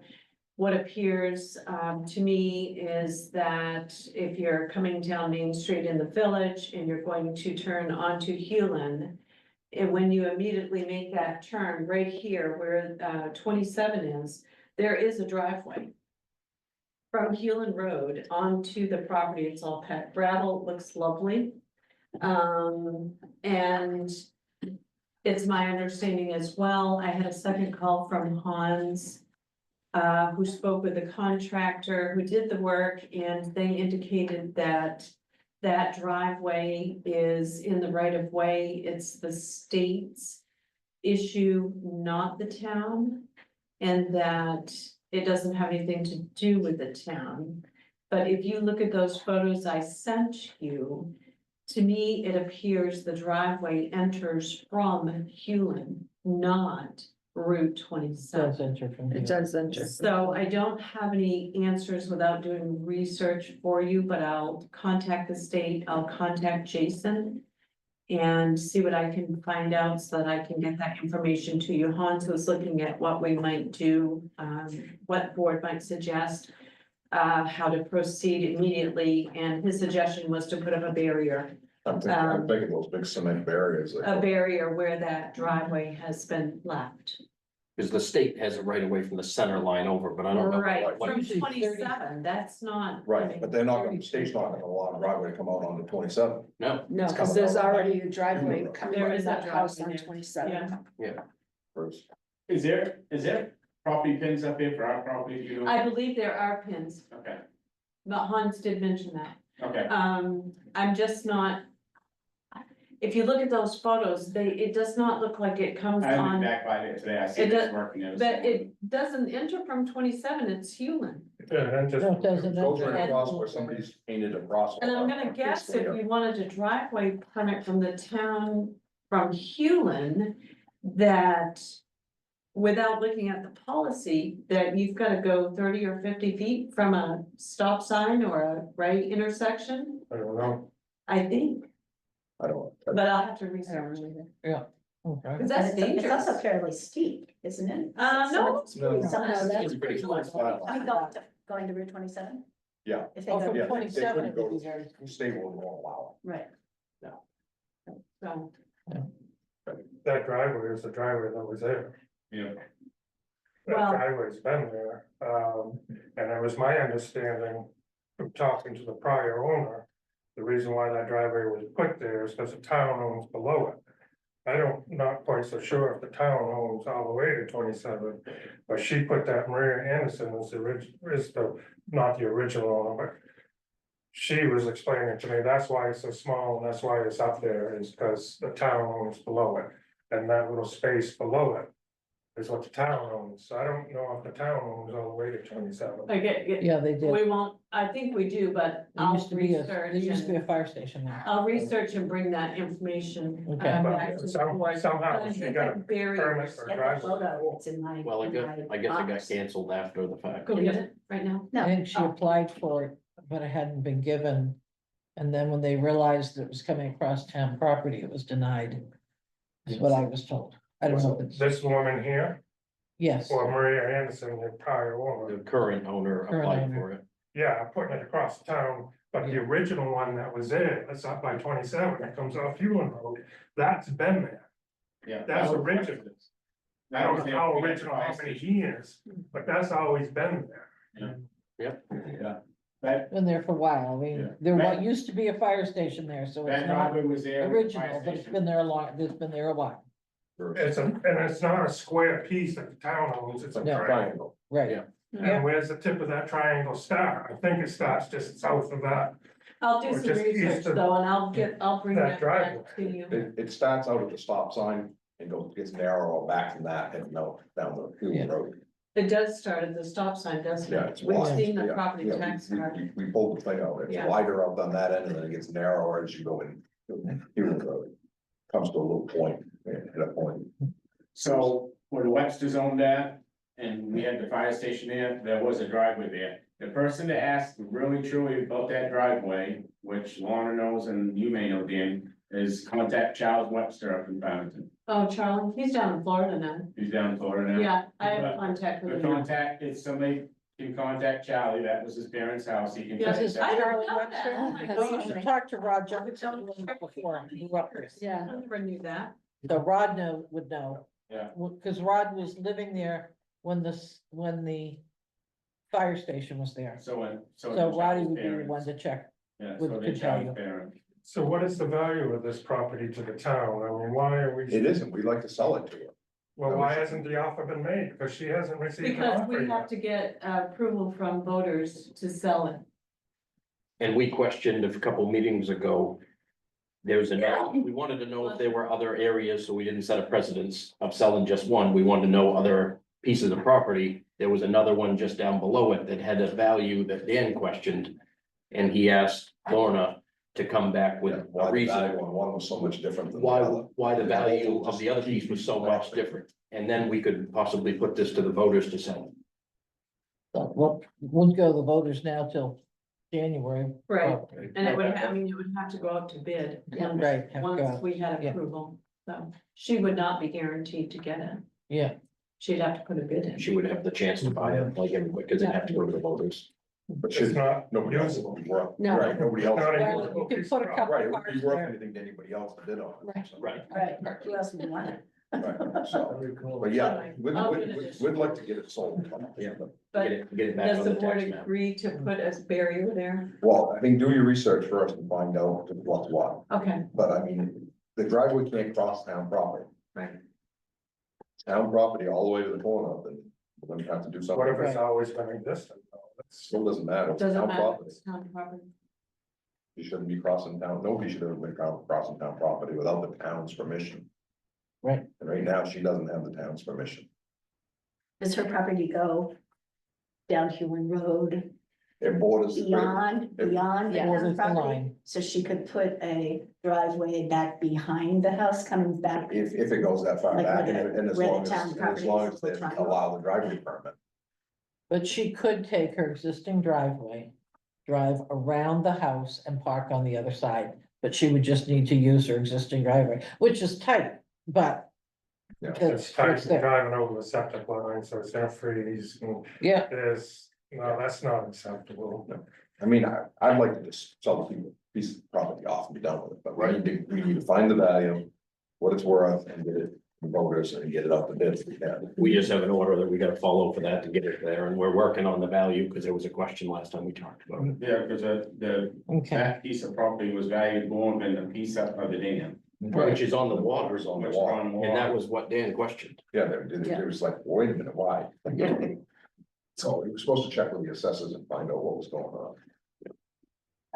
on. okay, anything else? Any other That's all. other business? Okay, That's all. next is warrants. Sarah. I asked permission for the chair to sit on a fully comment, and I couldn't do over the phone. Sure, it's So- other business, it's other business. Go So- ahead, go ahead. Thank you, I appreciate it. So, last Thursday, or 2 Thursdays ago, Thursday, May 22nd, we had the RSU District School Budget Meeting. And I just wanna inform you of the turnout, or how things end up being, and the main highlights of what was discussed. The budget was approved, by the, about 70 people that were there. And, it was not unanimous 70, it was something like 50 to, actually, it was more like 50 to 30, votes. It was passed. So big things that were, happened there. We have a resident of Rome who happened to be in that municipality's, budget committee. And this person that has a lot of, experience with, finances at the manufacturing level. He's retired, but apparently that's what he used to do when he was, active working. He, with his own numbers, taken from the ISU website, was able to demonstrate that there was a, somewhat of an overstated, inflated school budget.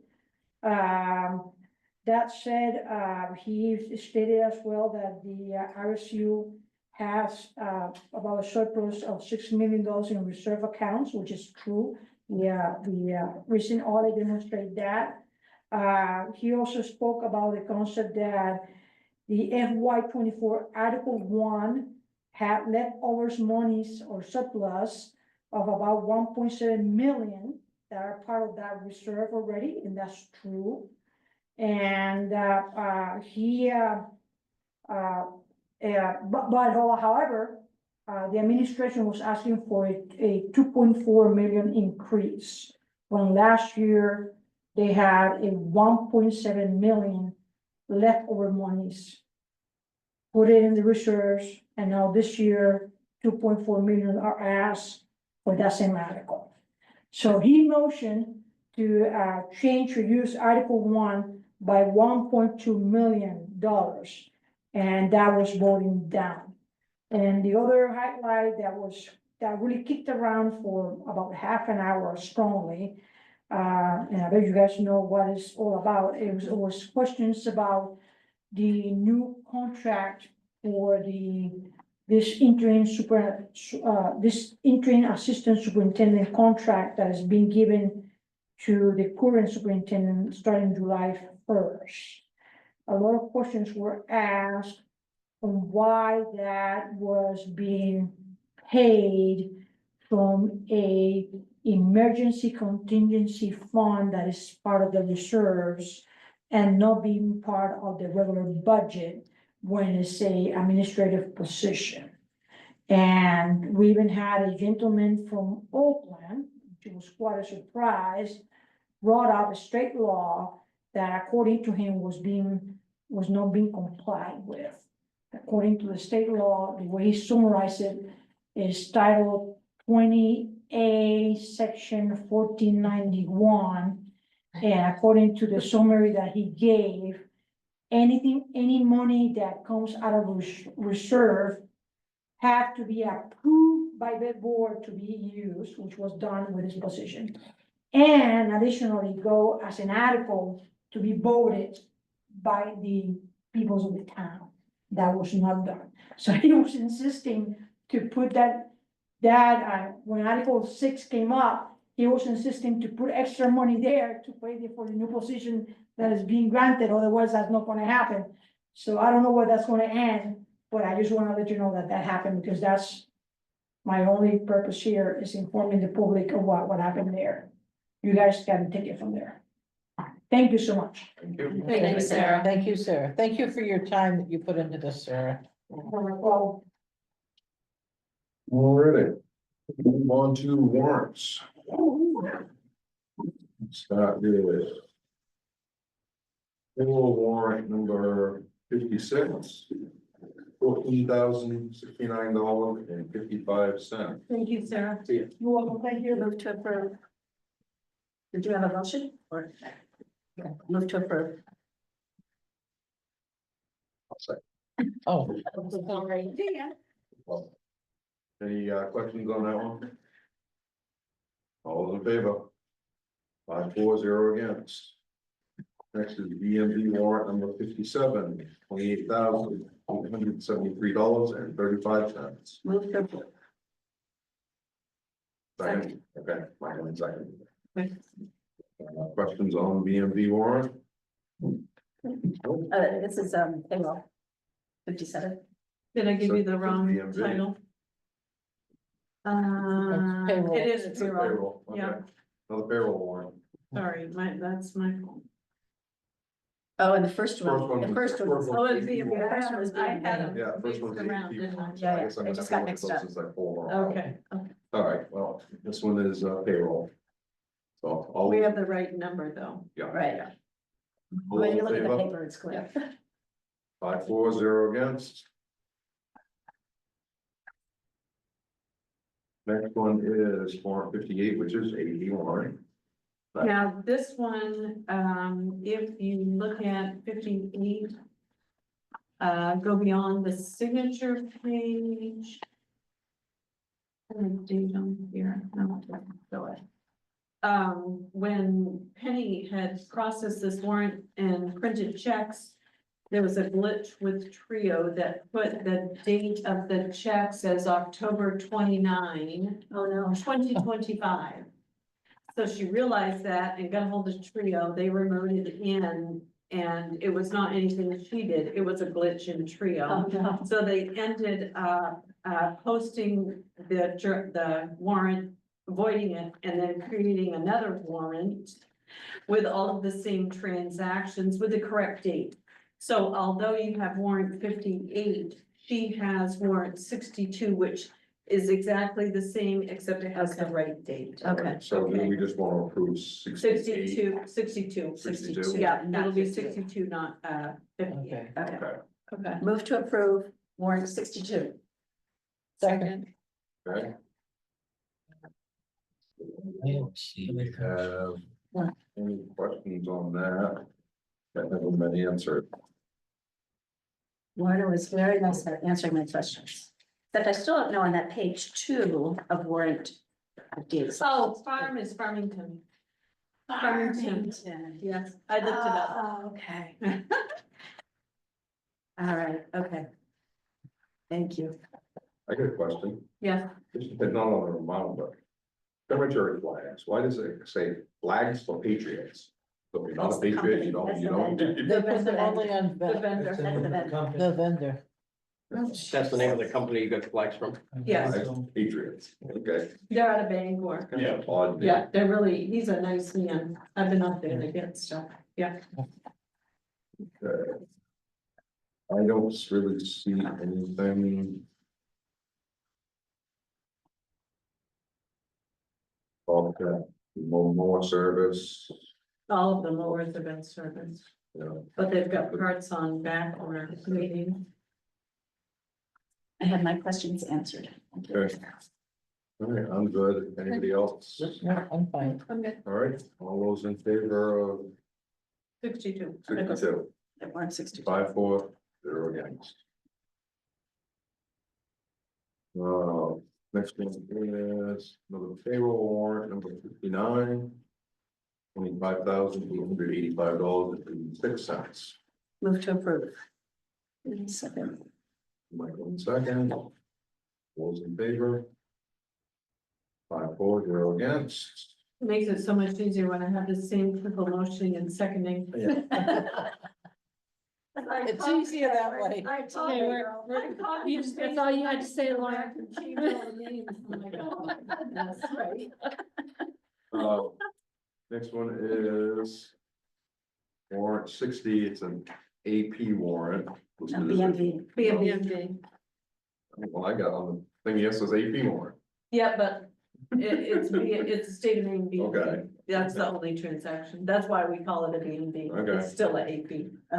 Yeah. All right. So DMV warrant of $10,560.63. Move to approve.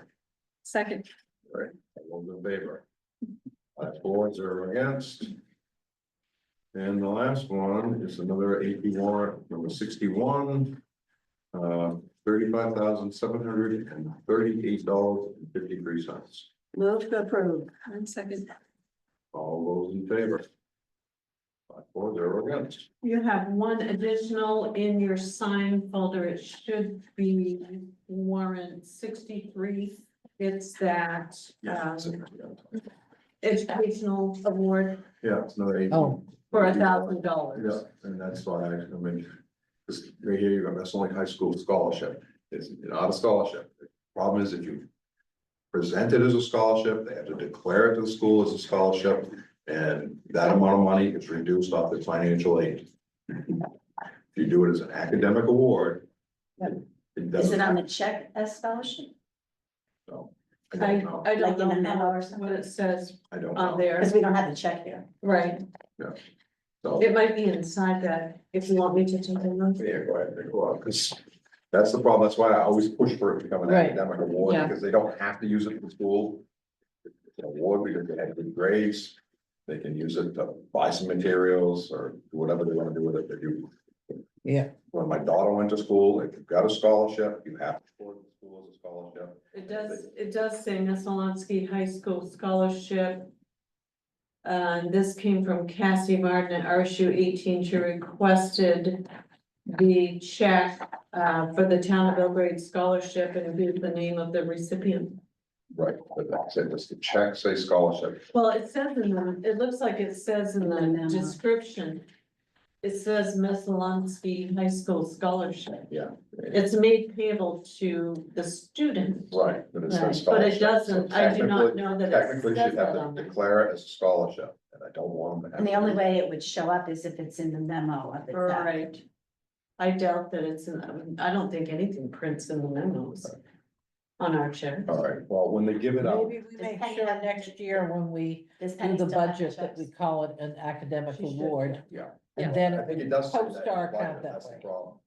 When we send it back to them, do we send a certificate saying that this is from the town of Belgrade for whatever? I do not know that we have ever sent a certificate. Well, we should send a letter with it, and in the letter, call it an academic award. Academic achievement award. Yeah, it's something like that, because Well, this student is incredible because they have a GPA. I was astounded. Over 100. Over 100. 100.6985. Yeah. oh, yeah, I have no doubt. But Isn't like that but like I awesome? said, unfortunately, the way financial aid works. My daughter went to school, if she got a scholarship, she had to go into the financial aid office, she was getting $5,000 of financial aid. If you had $1,000 scholarship, you now got $4,000 of financial aid. Yeah. And it So really, I'll do a letter of academic award. academic award. Okay. Okay, so let's approve the AP warrant For 63 academic achievement. for Yeah. Academic, yeah. achievement award, Yeah. academic achievement, that's what it's an award, it's not a scholarship. For $1,000. All, So moved. Second. all those in favor? Yeah, Sorry, I four, don't know zero. what you're asking. I was just pointing at you. Like we're supposed to know.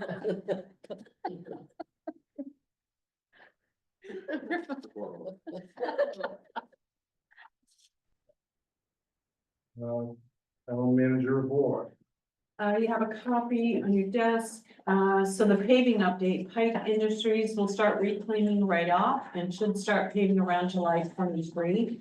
Our road commissioner has some more road prep to finish this week to have everything ready. There are a few high shoulders with winter sand and some ditching yet to be done. Dalton update, the power is scheduled to be shut off on June 6th and the service should be removed on the 11th and possibly the 12th. If both are not removed the same day. Fuel tanks will be emptied on June 4th. Dalton demolition should take place in the next 2 weeks. Facilities Director Corey Alexander is coordinating with Kevin Hawes and Transfer Station Director Ken Stino for demolition and debris removal. A reminder, we have the summer residents meeting scheduled for August 12th. The audit, I forwarded you, Jen, our auditor's response when I asked for an update. She I has, was not impressed. no, she's been working on this Very and unimpressed. even with working, weekends, she has not been able to finish it. She did indicate another week or so. You saw that. Paving bonds have, bond bids have gone out through Bernstein Sure with a due date of June 10 to be ready for your regular meeting, June 17. I did receive one today, actually. The summer newsletter went out last week. And thank you, Lorna. You're welcome.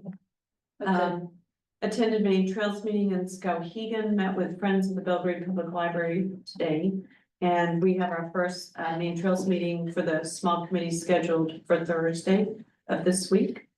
Notified DOT of a large pothole in the travel lane on Route 135 as you approach Route 27. The local maintenance crew will review and address as needed. And Ian updated me today on that because he travels that, it's been fixed. Yeah. So that was good. That's 135 Cemetery Road. No, No. No. And no, yes. one- By the old tower. Yes, Yes. yeah. Okay, Yeah. on the other side, okay.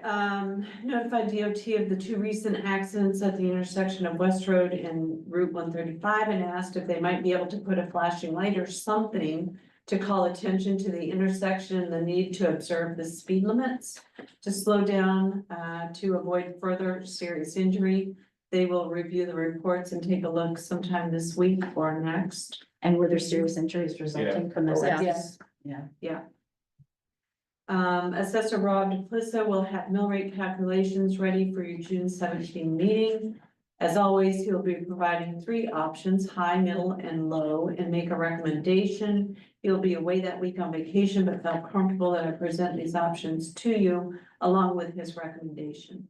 Once we know the status of signature gathering on the state budget veto, because there's a petition going around and they've got to gather, I believe, 68,000 signatures to veto the current budget that passed at the state level, which would then go to voters in November. But the fear is that it shuts down state government, and then how does that affect municipalities with revenue sharing and that sort of, what about our schools? So there are a lot of unknowns. However, we will know if they have enough signatures, I believe, June 18, which is the day after your select board meeting. Even so, we do need to get tax bills out and get tax dollars, coming in. So I feel confident you'll be able to make that decision at your June 17 meeting on how best to proceed. Speaking of tax bills, I saw your flyer you sent out. You know, that you wanna add to that tax bill. Is there any way that a big notice can be in a bright red or something, or is that gonna tell us the price? Just I'd like something that, It has to be black and white, and they're gonna put it on colored paper. And You it's can't put a there, border it's on it. 19 cents a piece okay, to add them in. okay, It's that important to do. Yeah, but, no, we're gonna do it, but it's black and white on colored paper. That Oh, was so you fair. can't put a border on it. Well, I can put a border, but it won't be colored. I think a border So sort like of what makes you it stand saw, out more. like what you saw today, Yeah. it would be that, except nothing is colored, it's Yeah. black and white gray, and then it would be like on a neon, maybe a neon sheet or something that gets people's attention. Yeah. Yeah, something. Instead just of stand white out. paper, we'll do Yeah, I think color. that's a good idea, to Upright. use the color. you know, something, I mean, something this color. Right, something that's eye-catching. Yeah. Yes. Yeah. So we've prepared a fiscal year change insert for the tax bills. That's a one-page flyer with bullet points and a QR code, which Yeah, will that's- take, That's why I was wondering on the color, cause your thing has some of it in color, right, so. yeah, well, But well, that's for the website. we can do that on the Right, website so and that's- Facebook page. Right, that's what I was asking. Yeah, we'll Right. throw that out there, but it won't be colored Okay. text or border for the insert. Well, on the Facebook page, let's Yes, notice. we will use that. Make it Yes, as I bold can- as you possibly. I can absolutely make it red, Dean. Yeah, make That's a it good bold. idea. Yep. You- Yep, even I'll the- change Even it. the same thing over here, put a red border around, do not discard this. Yeah, well, when they get it in their tax bill, we don't want them to throw it away. Right, They want them to keep it because it provides some really good oh, information. absolutely. Yeah. Right. And I've already got some information on our website, so if you, in order to set up the QR code, it had to have a URL, so there is some information there. Once you all approve that flyer, I'll send that notice out to the public and start promoting on Facebook as well. Notified grant offices that the voters overwhelmingly voted in support of bonding the balance of the grant funding due for the new fire station project. We received an update today that our grant application has been moved forward to appropriations. And that sounded very positive. Yes, I thought it was good. Yeah. Working with a third party to see if we can get any reduction in the cost of PFML. If you remember, the state implemented this new program, paid family medical leave, which is you have no option to, opt out. Employees cannot opt out. And basically, I view it as a tax. They require everybody, employing folks that you pay in 1% of wages, and so that is split with us. Most municipalities, 0.5% at the town level, half a percent for employees. So there are some third-party insurers out there that municipalities have been checking with to see if we can get that 1% cost reduced. And some are finding significant savings, like 0.8% instead of 1%. And when you add that up over a 2 or 3 year period, it can be significant. So Penny put together figures for our contact, a third party. They're going to review it and they will work on getting some estimates. So once we get that, I'll get that information to you all to see if that's a good option for us. It will save us money. It will save employees money. So everybody wins. The main trail grant, we're working on an RFP. I have worked on over the weekend, putting something together using the timber harvest plan that was done. And I've sent that over to Grania at KV She can help us with that, with the grant, with the RFP at no cost to the town. It falls under her scope of duties. So we'll be reviewing that at our small committee meeting this week. Reminder, the fire building committee will have a presentation and Q&A time on June 11 at the North Belgrade Community Center at 6:30 and one on June 14 at 10 a.m. at the Belgrade Town Office. Notice of a select board meeting for June 14 has been posted to meet the 7-day meeting notice requirement. The special town meeting to ask voters to consider bonding the full project cost is scheduled for Wednesday, June 18 at the Center for All Seasons at 6:30 p.m. Katie Cog has sent information on a DEP waste diversion grant. I saw that come through and I don't usually pay too awfully much attention, or I forward it over to Kenny to see if it's anything that interests him, but this one got my attention because our facilities personnel are spending 5 to 10 hours a week removing grass clippings from all of our facilities when they mow and putting them into a truck and then taking that truck to either the transfer station or a corner of the cemetery and then physically unloading it with a shovel or whatever to compost. And I'm thinking, this is such a waste of time. We've got to find a better way. So I did talk to Corey. He was on vacation today, but we're gonna take a look at this, and I've reached out to Katie Cog to see if there might be some opportunity to help with some way to alleviate that or help.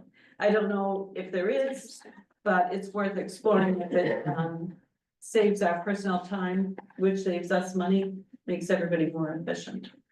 And then the last day, this is important, last day, if you're gonna vote on the RSU 18 budget by absentee ballot, you need to do that by Thursday of this week.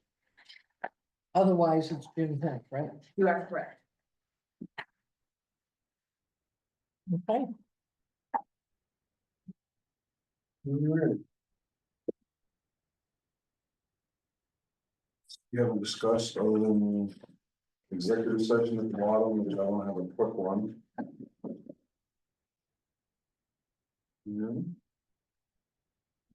Righty. So I move we take a 2-minute break. Is that what we're looking to do? Yes. Yeah. I'll second it. All those in favor for the break? Everyone have a good night. Night, Fred.